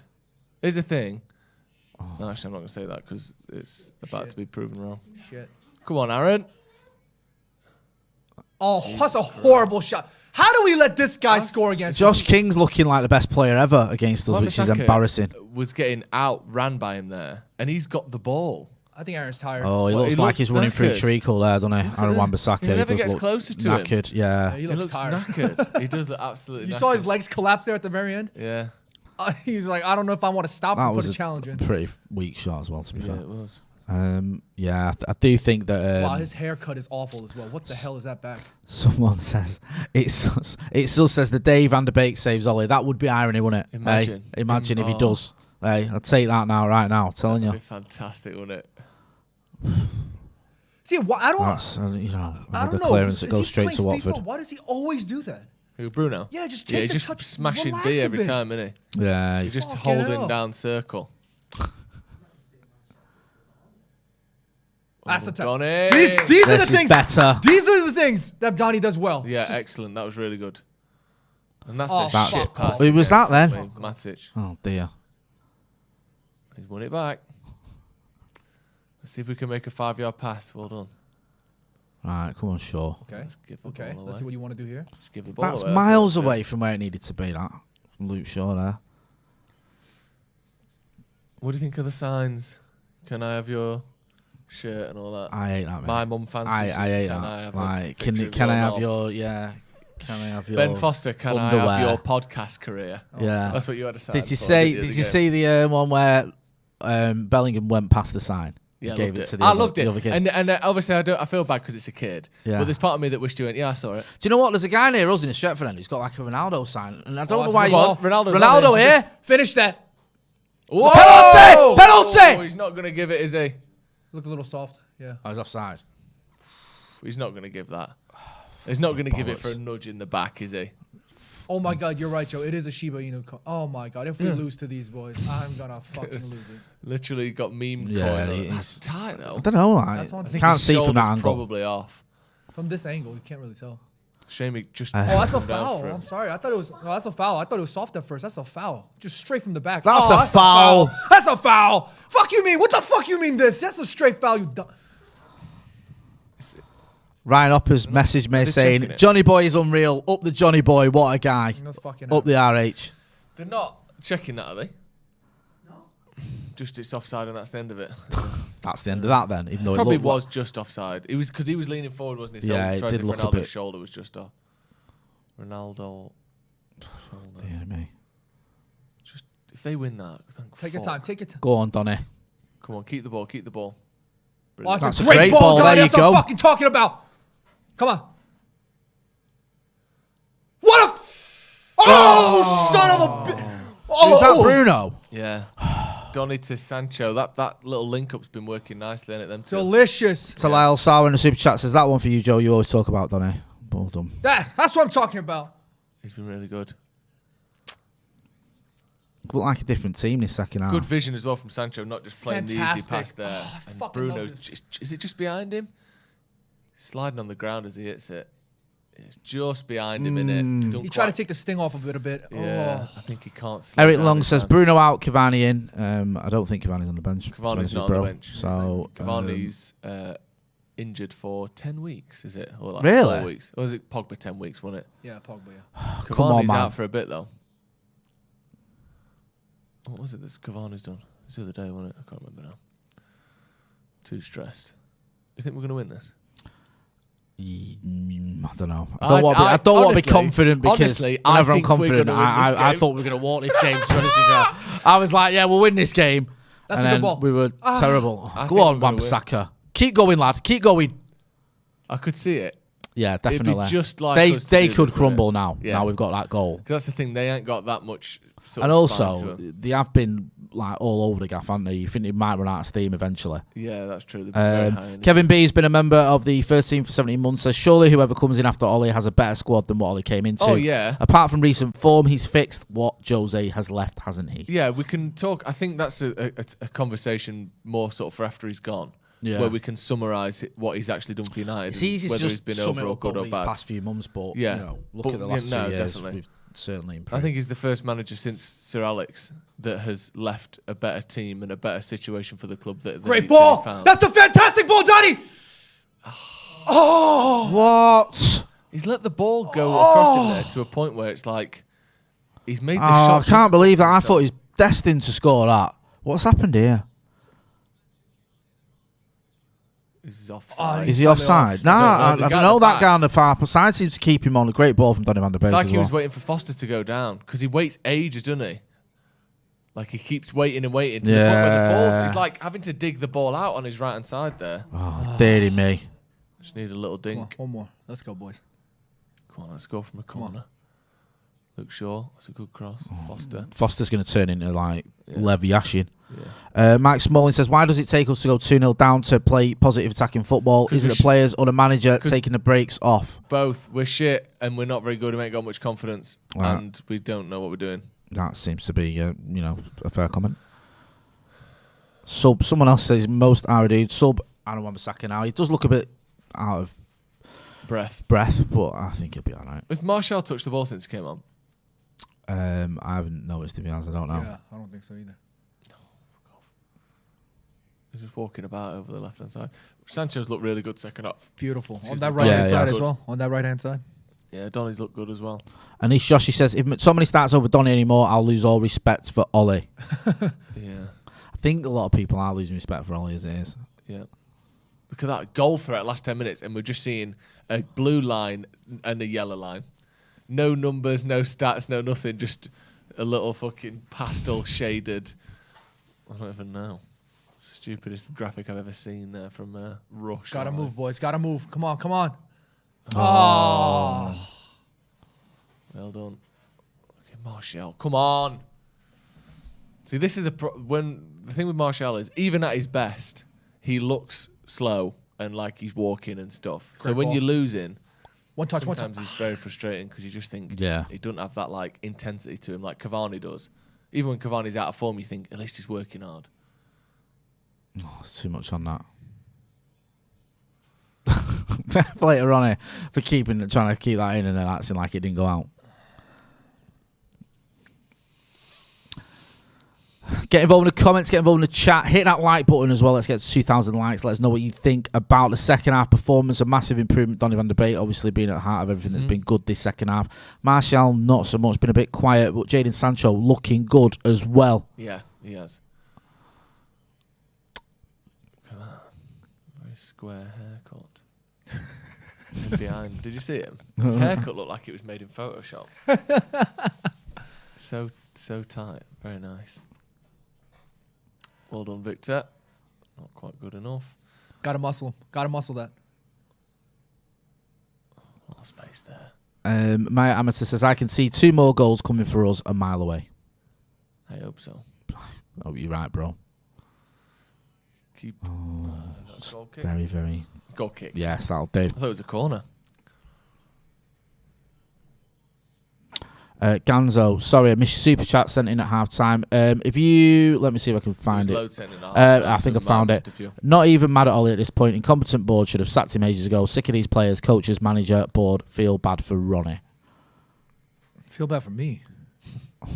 Bad for Johnny. There you go. Do people ever call you Johnny? Yeah, I get called a lot of things. Really? Yeah. Oh, that's there a beautiful you go, ball. Martial there. Come on. Oh, fuck. Cristiano. 3 of them now.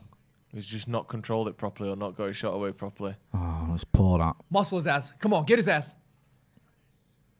Fucking easy, wasn't it? He's only small as well.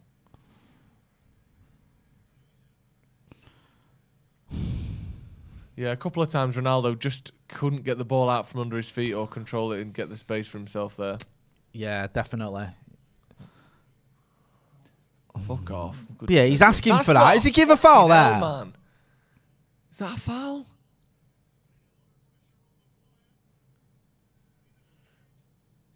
He needs to get low there. I don't know why he's like all up in the air with his hands up in this guy. If he gets low and just checks him low, he wins that easy.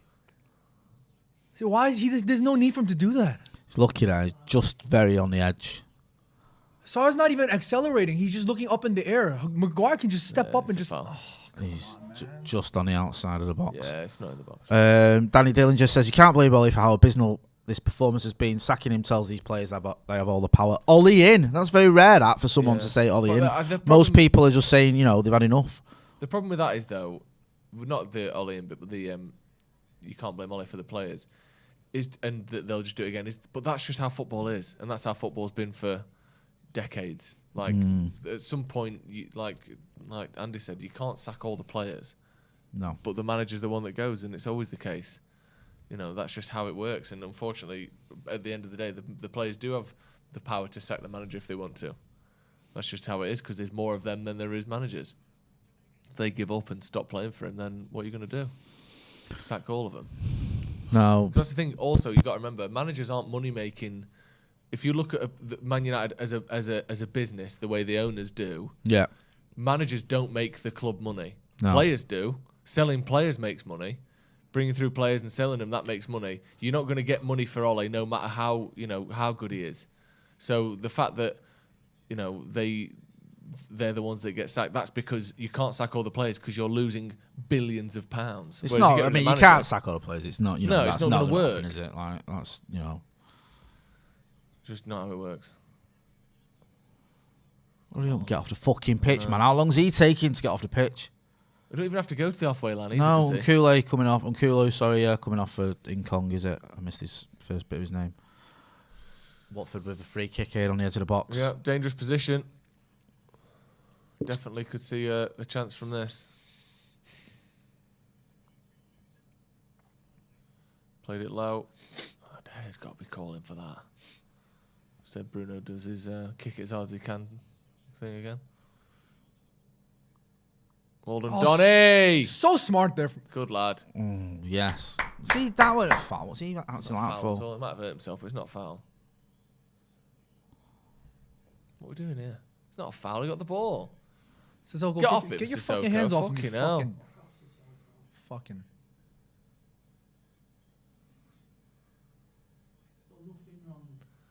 Just tackled him. It's a tackle, that. Yeah. Won the ball too. I'll take that. Does well. A couple of them. Donny. He might have hurt his ankle though, but it's not a foul, is it? No. He just slides in, gets the ball. Obviously, it might have hurt him, but I don't think it wasn't a bad challenge whatsoever.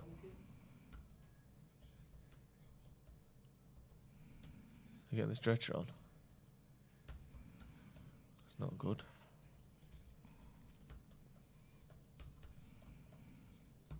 Is it his knee? It's his knee they're looking at, isn't it?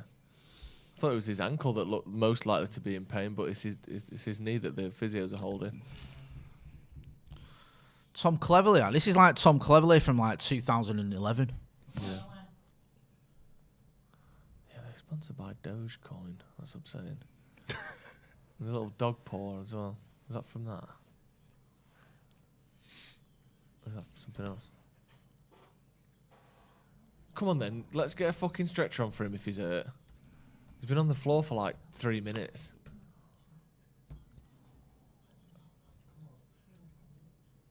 If he's hurt and he can't play, get him off. Otherwise, get him up. It's not like he's hurt his neck and they don't want to move him. It's just hurt his leg.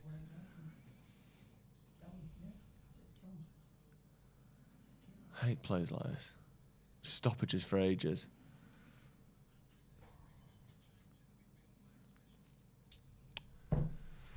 Well, he's getting up and he's walking, so... I guarantee he's going to start playing. Probably.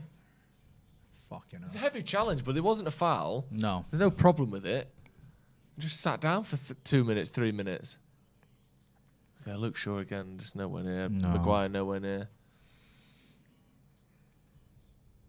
That was so delicious. Knockdown from Ronaldo was fantastic. That was delicious. Is he playing so? Or has he gone off?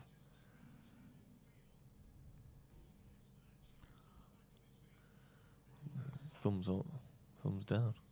Physio can't make his mind up. Right, they've got 10 men for now. Let's have a go.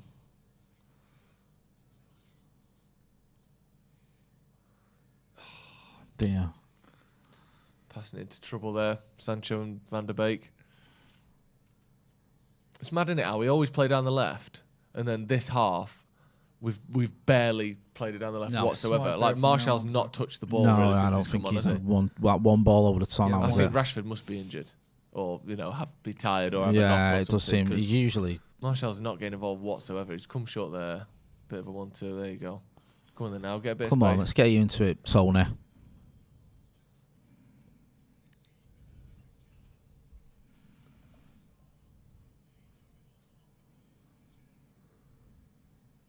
Any update on Rashford from there? Good turn. Nice movement.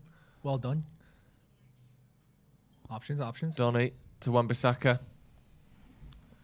It's a weird state that this game's in now, isn't it? Like, I don't know whether we're trying to... Nice, That's Donny. better. Well Finish done. that. Matic. You idiot. No. Don't know why he went for near post then. Yeah. Gotta go far. You're fucking left-footed, fam. Oh, he had all this. Oh, why would he... Yeah, I don't know why he's gone near post there.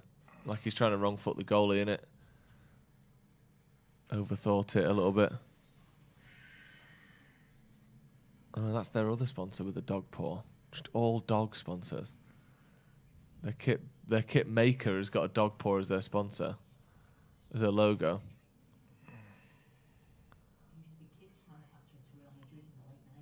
Used to be a kit manufacturer for Real Madrid in the 90s, apparently. Oh, wow.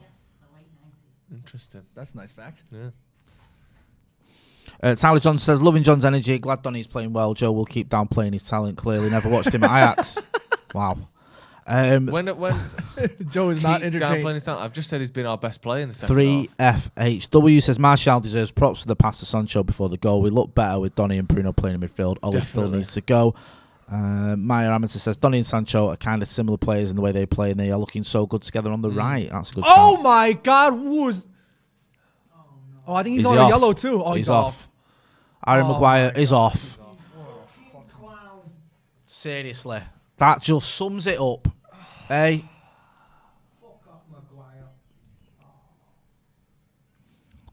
I think that's that, to be honest with you. He's not even arguing, he's just going straight off. He knows it's a booking. You're on a yellow. It was stupid to do that challenge. Second yellow, Harry Mcguire off. United down 10 men, and obviously down 1 goal behind as well. And do you know what? Ollie's just giving me a high five, and I think that's fucking stupid as well. It just costs you your career. Donald's on the ball, right? Lets the attacker get to him, and then fouls him and gets a yellow. Oh, it was Tom Cleverley too. Gets sent off, and then the manager high fives him. We are a fucking joke.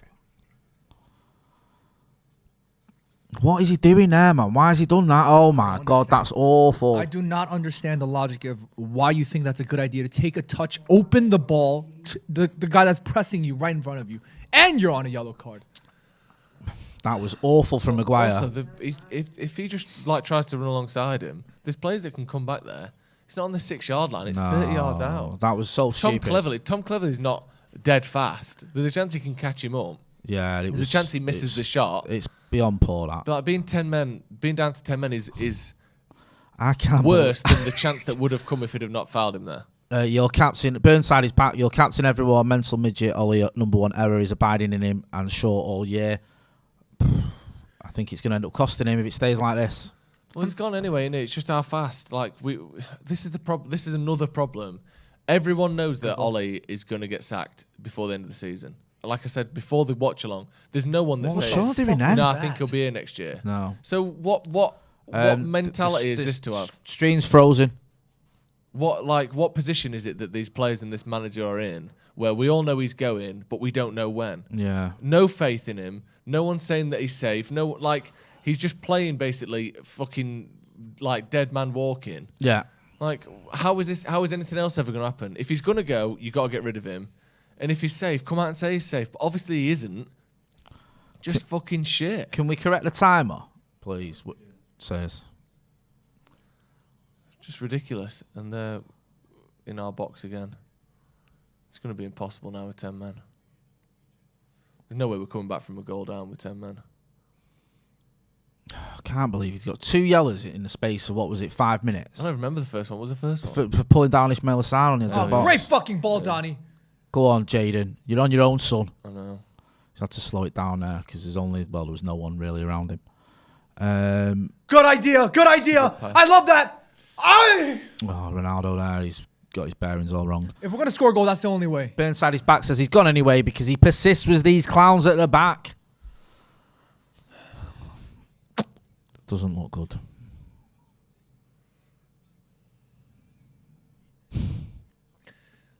I don't know. Maybe I might be biased, guys, but I just always feel like every time Donnie's had a chance to feature, he's always having to play in like these difficult circumstances, whether he's one down or he's playing against. He is, but he's playing for a team that's not particularly good. Right. He's not going to come in when we're top of the league. Right. You know, we were saying before, Chelsea are at that point now where they can bring in people like Hudson-Odoi and I can't remember the name of the defender that they brought in this season as well, young guy who's looking really good. But do you remember when United were one of the best teams in the league? We'd play players like Cleverley, like Anderson, like John O'Shea's playing centre back today with Michael Carrick, and you still think you're going to win. Yeah. We're in a position now that no matter who we play, we are playing poorly. Right. So Donny's not going to get easy games to feature in 100%. because we're shit in every game. Exactly. And the fact that he's doing really well, he's doing as well as he can here. Like he's putting a claim to start next week. But he's not going to get like easy games to play in because we don't have easy games at the minute because we're shit. Exactly. Yeah, Mr. Thatcher says, "Hope Jesus can now see how good Van der Beek is." I think we've just discussed that.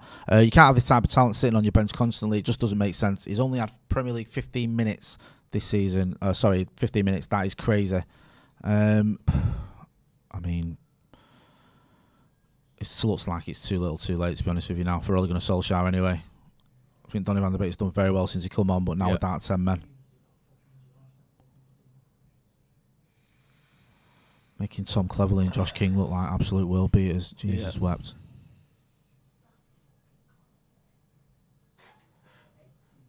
Plans London says Captain Marvel Mcguire leading by example. Yeah, it was not great from Harry Mcguire there, to be honest with you. The first booking, all right, fair enough. Bit silly, but okay. The second one, though, to do what he was doing on the edge of his box and then miscontrol it and then foul Tom Cleverley for a yellow was just stupid. Yeah. I know Ollie likes to keep up appearances, but why was I fiving him? I have no idea. That was just stupid. Surely you're too mad at him to be giving him high fives. No, tapping his hand. Like that's just pure stupidity. Yeah. Go on, Anthony Martial. It's better. Oh, he's unlucky there. See, this is dangerous though. If we do that when we're one man down, it's gonna be. You just gotta look for that. You gotta go for it though. There's no point sitting back and trying to defend a loss. Oh, you're going nowhere. I know we've only got 10 men. It's going to be difficult. We might concede another one, but at least go for it. Yeah. Long Cock Legend says, I just can't be asked. Wanted to watch football, not a circus. I mean, you're bringing a circus yourself with that username. Long Cock Legend, if that is your real name. Yeah. Which I hope it is. That's sick. Oh, that's not sick. Yeah. James says Van der Beek and Harry have proven the ineptness of Ollie. I mean, that's such a disappointing thing because we've seen time and time we've questioned. The camera, please. Go on, sorry, John. No, we were just talking about the just lacking character, lacking leadership, and Harry Mcguire is a leader. He's not even just a leader for a club; he's also a leader for country. And I mean, for a leader to do that, yeah. I really want to know what was going through his mind when he thought it was a good idea to take the ball in front of the opponent that's pressing him. Yeah. And also, I just don't think that Tom Cleverley would have just like ran past him dead easy and scored. Tom Cleverley doesn't score goals particularly. Yeah. He's not very fast. No. Like, it's better to not be down. Even being 3-1 down is being better than 10 men down. Like, playing with 10 men is so difficult. Yeah. I don't think Tom Cleverley would have scored. Or, you know, great work, Jaden. It's better. Jadon Sancho's definitely looking better. Oh! It's a great run and a great ball, and Ronnie looks very angry with himself after heading that over the bar. Sancho's dishing out chances this half, and yeah, Bruno it looks much better. Ronaldo 2 or 3 times. Has Ollie just how's he gone defensively now with Mcguire going off? I don't know. I think he's slotted in Matic. Matic just gone to centre back, right, and just left Donny in midfield on his own. Yeah, well, Bruno, but yeah, right. Bruno plays wherever he wants, doesn't he? You can see Ronaldo trying his hardest to make sure that they can maximize the opportunity that they have with the ball. He's sliding in and out between the pockets of central defenders, and he's looking for the chances, which is probably the only way we're going to get through this side, to be quite honest with you. Watford bringing on, is it João Pedro for loser? Loser, is that his name? Louser? Loser. I call him Loser. Loser, yeah. Whoever he is. Loser. He might be mint, I don't know. He's just come off. Go on then, win that. Or just be in the middle of everyone and not do anything and then be out of position. So disappointing. Great touch from him. I almost just got away from it. Martial down the left hand side here now. Tony, nice work. Turns inside. Great work. Donny. Oh, nice pass, Donny. Ronnie. He's offside, surely. Ronnie, I think he is. Yep. Oh, Donny was brilliant there. That was great from Donny. Oh. Good play by Donny there. Been brilliant since he's come on. Martial does well here as well, to be honest. He does. Fantastic work. The pass from is Tony. slightly too far ahead of Donny, but that composure there, Ronaldo's miles offside. Well offside, yeah. Good finish. The composure there from Donny, the awareness. I love the fact that Ronnie still looks at the linesman's flag, it wasn't going to be up. Someone behind him. Yeah, it was, as about as offside as you can be. Yeah.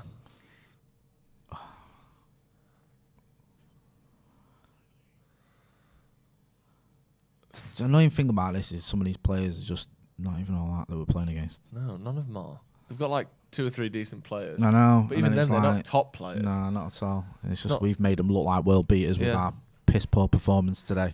But again, though, you look at like how good players can play. I know obviously Tottenham's team isn't as good as ours, but they were so much worse than us. Yeah. When we played them the other week. And that's a team that has, finished top half every year for scary. However long. It is scary. No man, United's doing that in his box. Shit when they've got no confidence. Great ball. Great ball. Keep that pressure. Keep that pressure. He's doing That's well it. there, Ronaldo. Brilliant. Oh, he's done him there. Wasted him. Come on, Ronnie. Back to Donny. Oh, it's fantastic. Bruno. Bro, what the fuck, Bruno? Oh, Bruno.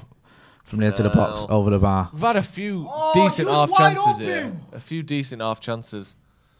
And not even hit the target with any of them. Bruno's had a couple, Ronaldo's had a couple. Not big chances, but just you've got a free shot 18, 20 yards out. You've got to hit the target. Ronaldo worked so hard for that. Ronaldo worked so hard for that. And he had so much time and space. What the fuck? Could have even passed it to Sancho. Yeah, he could have. Oh my god. Great dummy from Donny as well. If he means it, I think he does mean it. Oh fucking! You got to hit the. You got to hit target. Well over. Not a good He tried finish to do what at he did all. against Newcastle there. Yeah, this is it. Passed it into the top corner, clips it in.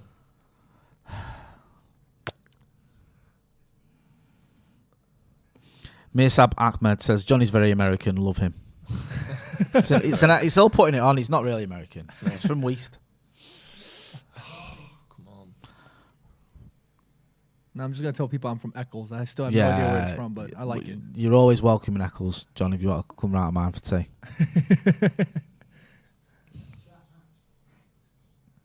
What's this play safe thing? Does anyone know? What is it? Is it a sex thing? Sex football fetish. No, because they sometimes do like HIV and stuff. Oh, I don't know what it is. I mean, I imagine it's a campaign. It looks like some sort of campaign, doesn't it? Yeah. I'm not really sure. Get involved in the chat if you know what it is. Jay Frasconi says, Ollie's been a dead man walking since the Liverpool game. Yeah. The only hope is that he's built a squad good enough that another manager might reshuffle players and tactics and unlock their ability. Rambino says, if Ollie stays, reckon he'll have Van der Beek on the bench after this performance. I don't think so. No, I think he's played his way back into the team. Well, Definitely. back. I mean, into the team because he was never really in it, was he? Ahmed Abdel Basit, says, I really don't understand why Ollie never plays Delo. Would you play him ahead of Aaron Wan-Bissaka on Tuesday? I thought Delo against Villarreal at Old Trafford was all over the gaff. He was worse than Wan-Bissaka's been at any point this season. Yeah, so I think it's... Oh, here you go. Play Safe is a national FA-led campaign to raise awareness of the importance of safeguarding in football. What's that mean? Like, not crossing any boundaries and stuff. So quite apt in some of the things that we've heard recently. Come on, De Gea! Fucking hell! Holy shit! I thought he was The gonna ball's finish. bouncing 1 yard out from your goal. You've got to be claiming that. Oh dear, dear me. How is it? I know that's not his game, but the ball's bouncing like 2 yards out. Wan-Bissaka was put it in the back of his own net because De Gea can't come out to that. You can see the away fans there. They're laughing. I know. So it's comical, isn't it? It's not as bad when you're there, in a way, because you just Yeah. get on it, can't you, and just laugh it off. But Get on it. that's what I used to do when we were going away, whether we won, lose or draw. Just get absolutely kiboshed. That kid with the cardboard poster, he's got to do better work than that. Ain't nobody reading that I one. know. He's got a dark pen colour on a dark cardboard as well. You can't even make it out that well. Exactly. That font is not thick enough. It's not bold enough, that font.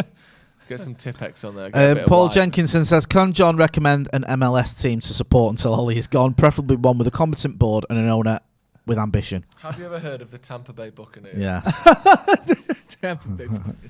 They've got great owners. Well, they won it last year. They must have. No, do you like American football? I don't watch MLS. I should, because a lot of my friends who Oh, work... wait, does he mean MLS? Yeah, I he thought he said meant MLS. American Yeah, no. football. Roy Loy says, Jay didn't see Donny worth the audacity of it. Oh, my God. He's been good, Donny. Look at Yes. his face. Fergal McClement says, Donny and Sancho proving this half, Ollie should be sacked. What for playing? Not for not playing them. Yeah, I think that's the point of that. Roy, it's not a case of didn't see the worth in Dolly. Just thought when he's had his chances, he's not played as well as some people have made out. He's certainly been fantastic since he's come on today. Yeah. Oh, God. Another concussion? Luke Shaw's. I mean, he probably if another he's had concussion. concussion, he's Jesus probably not Christ. over the last one. If the ball's hitting him in the head and he's getting knocked out by it, He got hit with that... he's probably not over the last concussion. Max Smalling says, my £5 says that Ollie blames this on Fred not playing, not enough legs and passion in midfield. Laughing emoji. Certainly not enough legs. I hope Luke Shaw's okay. We've got 10 Yeah. men. It's not good, is it? Is it Tellers? You got Tellers on the bench? Yeah.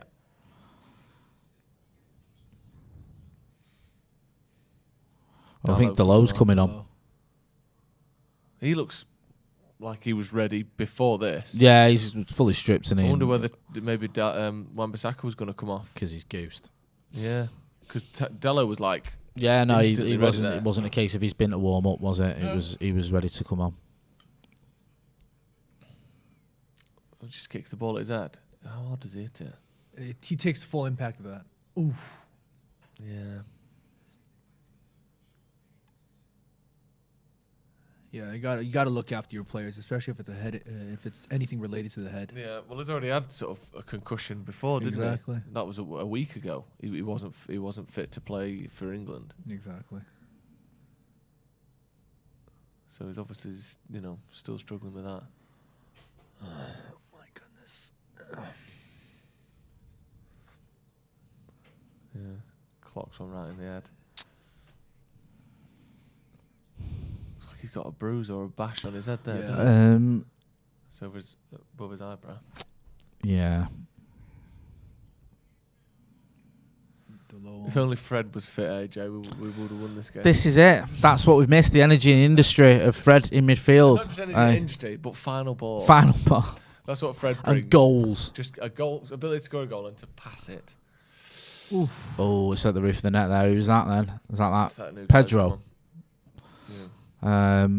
Yeah, sort of half a chance there, really. I think they had it covered. Yeah. Someone's asking, who is United's captain now? That's a good question. Who took the armband off Mcguire? Did anyone say? Don't know. Probably No De idea. Gea. I just saw him throw it on the floor. Yeah, I never like that. Oh, that one looked like it hurt. I don't like it when players throw the armband. Oh God, that looked like it hurt. He landed straight on his back, I think. Jeremy Young says, our new set-piece coach needs sacked immediately. We have gotten even worse at the since he's been introduced to the position. We are dreadful at them. I mean, I've not seen any improvement, I can tell you that. Yeah. Certainly not thinking, oh, well, we're good at set-pieces now. I don't think anything's changed. I thought we were bad before he arrived, and we're bad since. Ooh. That's got to hurt. Oh, son of a... Resilient bastard, though, isn't he, Ronaldo? Yeah. Physically. It's Imagine fuming, innit? fucking machine. Yeah.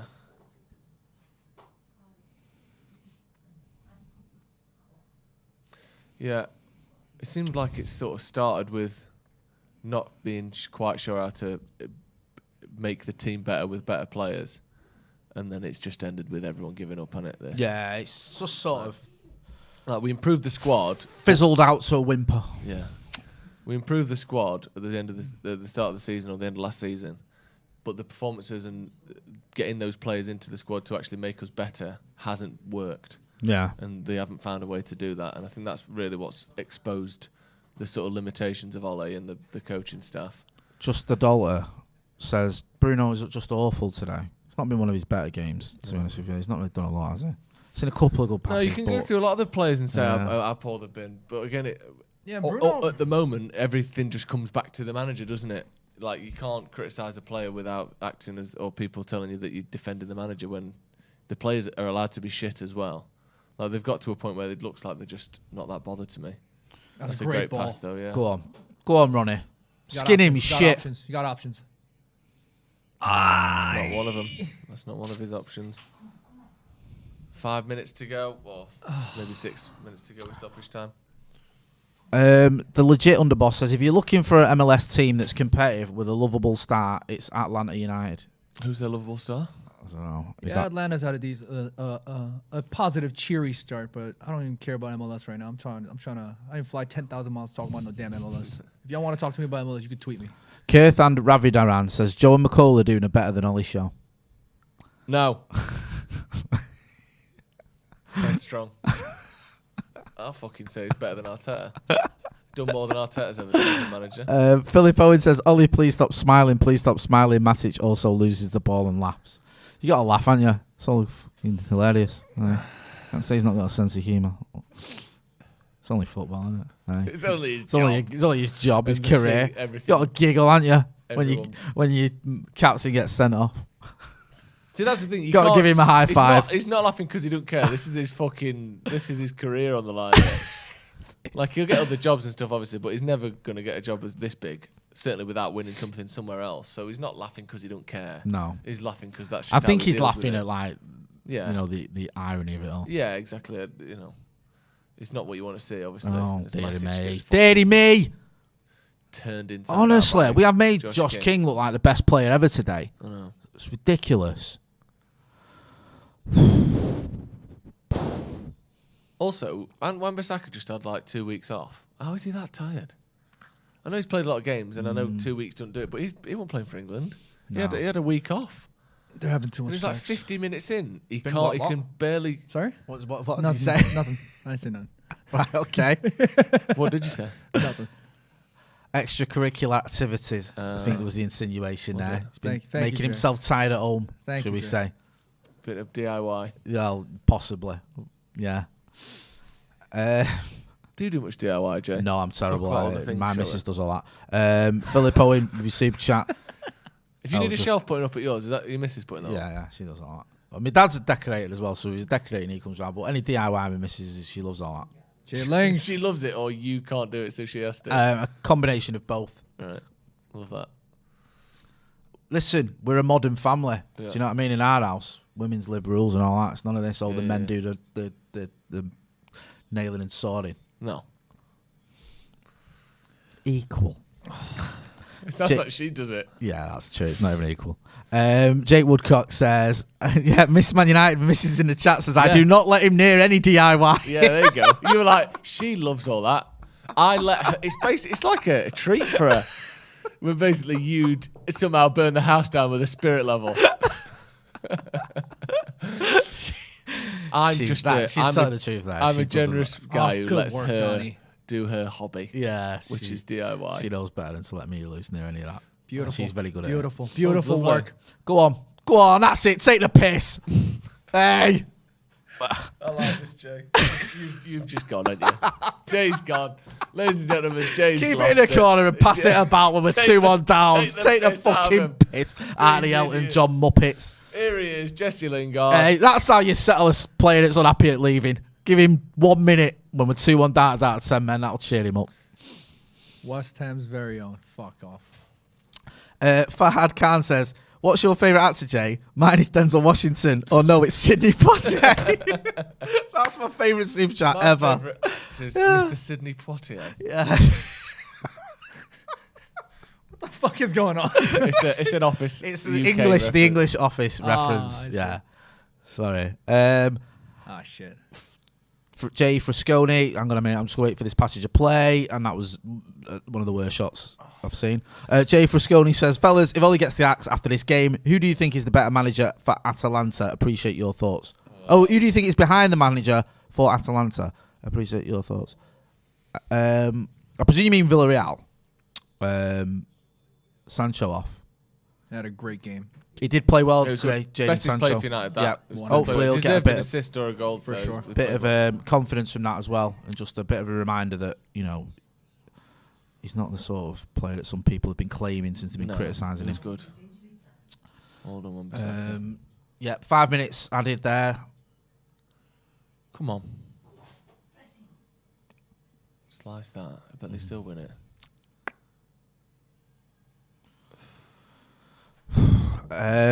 Sorry, another super chat here. Gus says, Ollie just needs more time. He hasn't had enough. The lads just need to come out like a proper hurt animal and turn it around against Villarreal. Hashtag Ollie in. At this point, I honestly can't tell if these are jokes or not. I don't know. Because we get a lot, not because that's, whatever. Because we do get a lot of comments saying that are sarcastically saying he just needs more money. Yeah, it's like when you use people, when people used to say Lingard's a kid. Yeah, like that sort of messing about. I don't even know.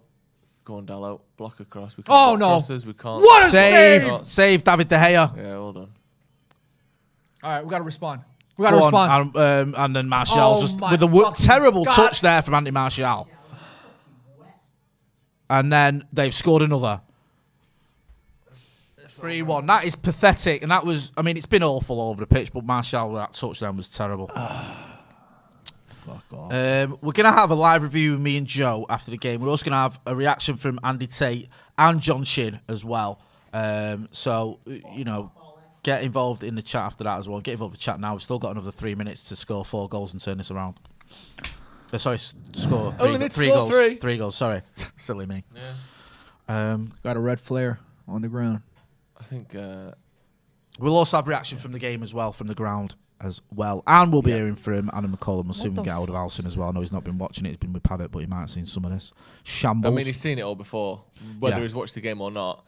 Say, do you remember the Leicester game, the Liverpool game, the City game? Do you remember any game Southampton sort of game? over the past any game 3, other than 4 Newcastle, weeks? Leeds, or Spurs this season? Do you remember those games? It's I'm happened again. Is this this shot just gone through De Gea?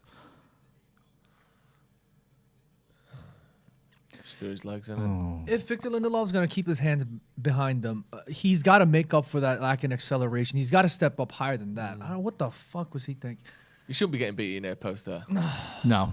You can blame whoever, whatever. Maya Martial's touch is shocking, but if you're a goalkeeper, you can't keep getting beat at your near post every week. No, just because we're shit doesn't mean De Gea can fucking drop clangers every week and we forget about it. Mayor Amateur says Bruno is the consequence of an impact player coming in from another club and showing his talent, and other teams adapting to his game style, while our team fails to rise up to his level. Okay. Midtucker Marius says this has to be on the players. Kindergarten mistakes throughout the game. Ollie is not there, passing the ball to Watford. Yes, but Oh, no. There we go. Through on goal again. Cuts back. Good tackle by Bruno. Bruno there. People. And he boots it as hard as he can again because that's what he does. Bruno would be mint at non-league. Oh, the best. Like, obviously. I mean, he's mint now, but he'd be sensational. Hey, that was, that's the good old How many tactic, times innit? has he Just just hoof kicked the it. ball As as soon hard as as you he can? get the ball and you're in your own box, just hoof it. Stop play. Looks like This is sad. If this is his last game, which it looks like it is, this is a really sad way for Ole Gunnar Solskjaer to go. But the thing is, with a football manager, unless you're Fergie and you retire on a championship, you don't go out. I know, but 4-1 away to Watford, he's just shiting it. Do you know what I mean? I know there's almost as bad. Do you know what I mean? Sorry, 3-1. It's like, it's just fucking shit. I said 4-1 because it's going to be 4-1. Yeah, probably. Oh well. Picture of the travelling Reds.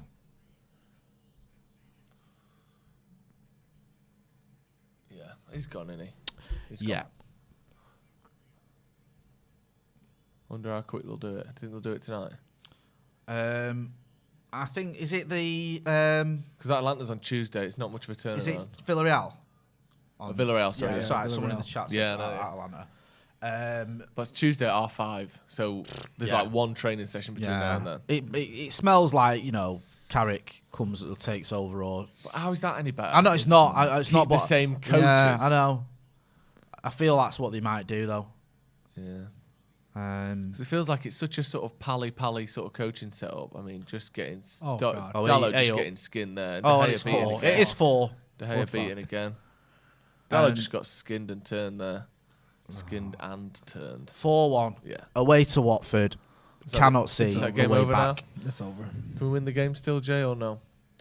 I think we might, we're going to struggle to get back into this one. The next goal could be crucial. I'm joking, by the way. We're not.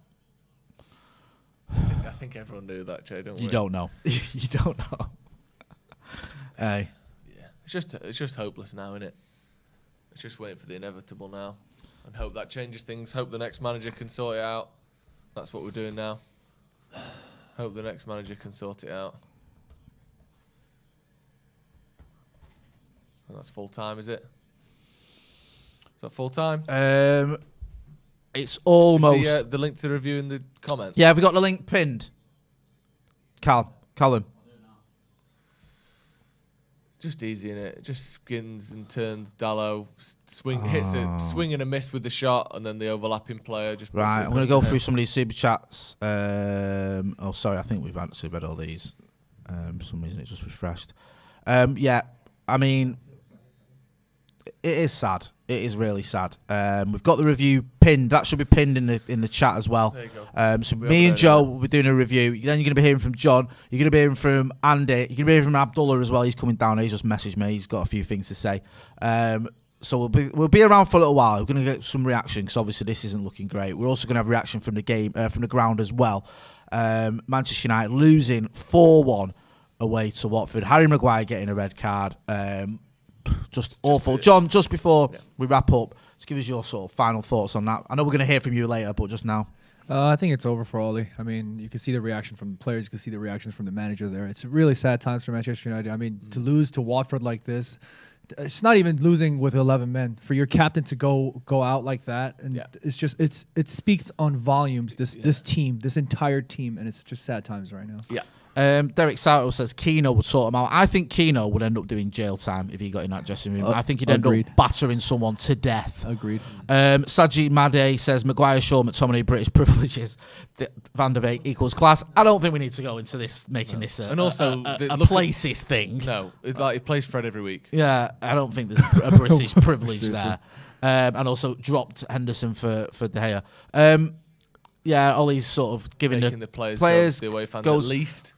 Do you know what? I've been at those games where you've been beat and it's deflating, and it is good when I think it is good when the players come over and acknowledge it. I'd rather that than annoyed not when they don't. doing it. Yeah, I remember in Olympiacos when they didn't do it when we lost 2-0, and I was fucking fuming. Yeah, no, I don't. It's something there. It shows a bit of respect to the fans.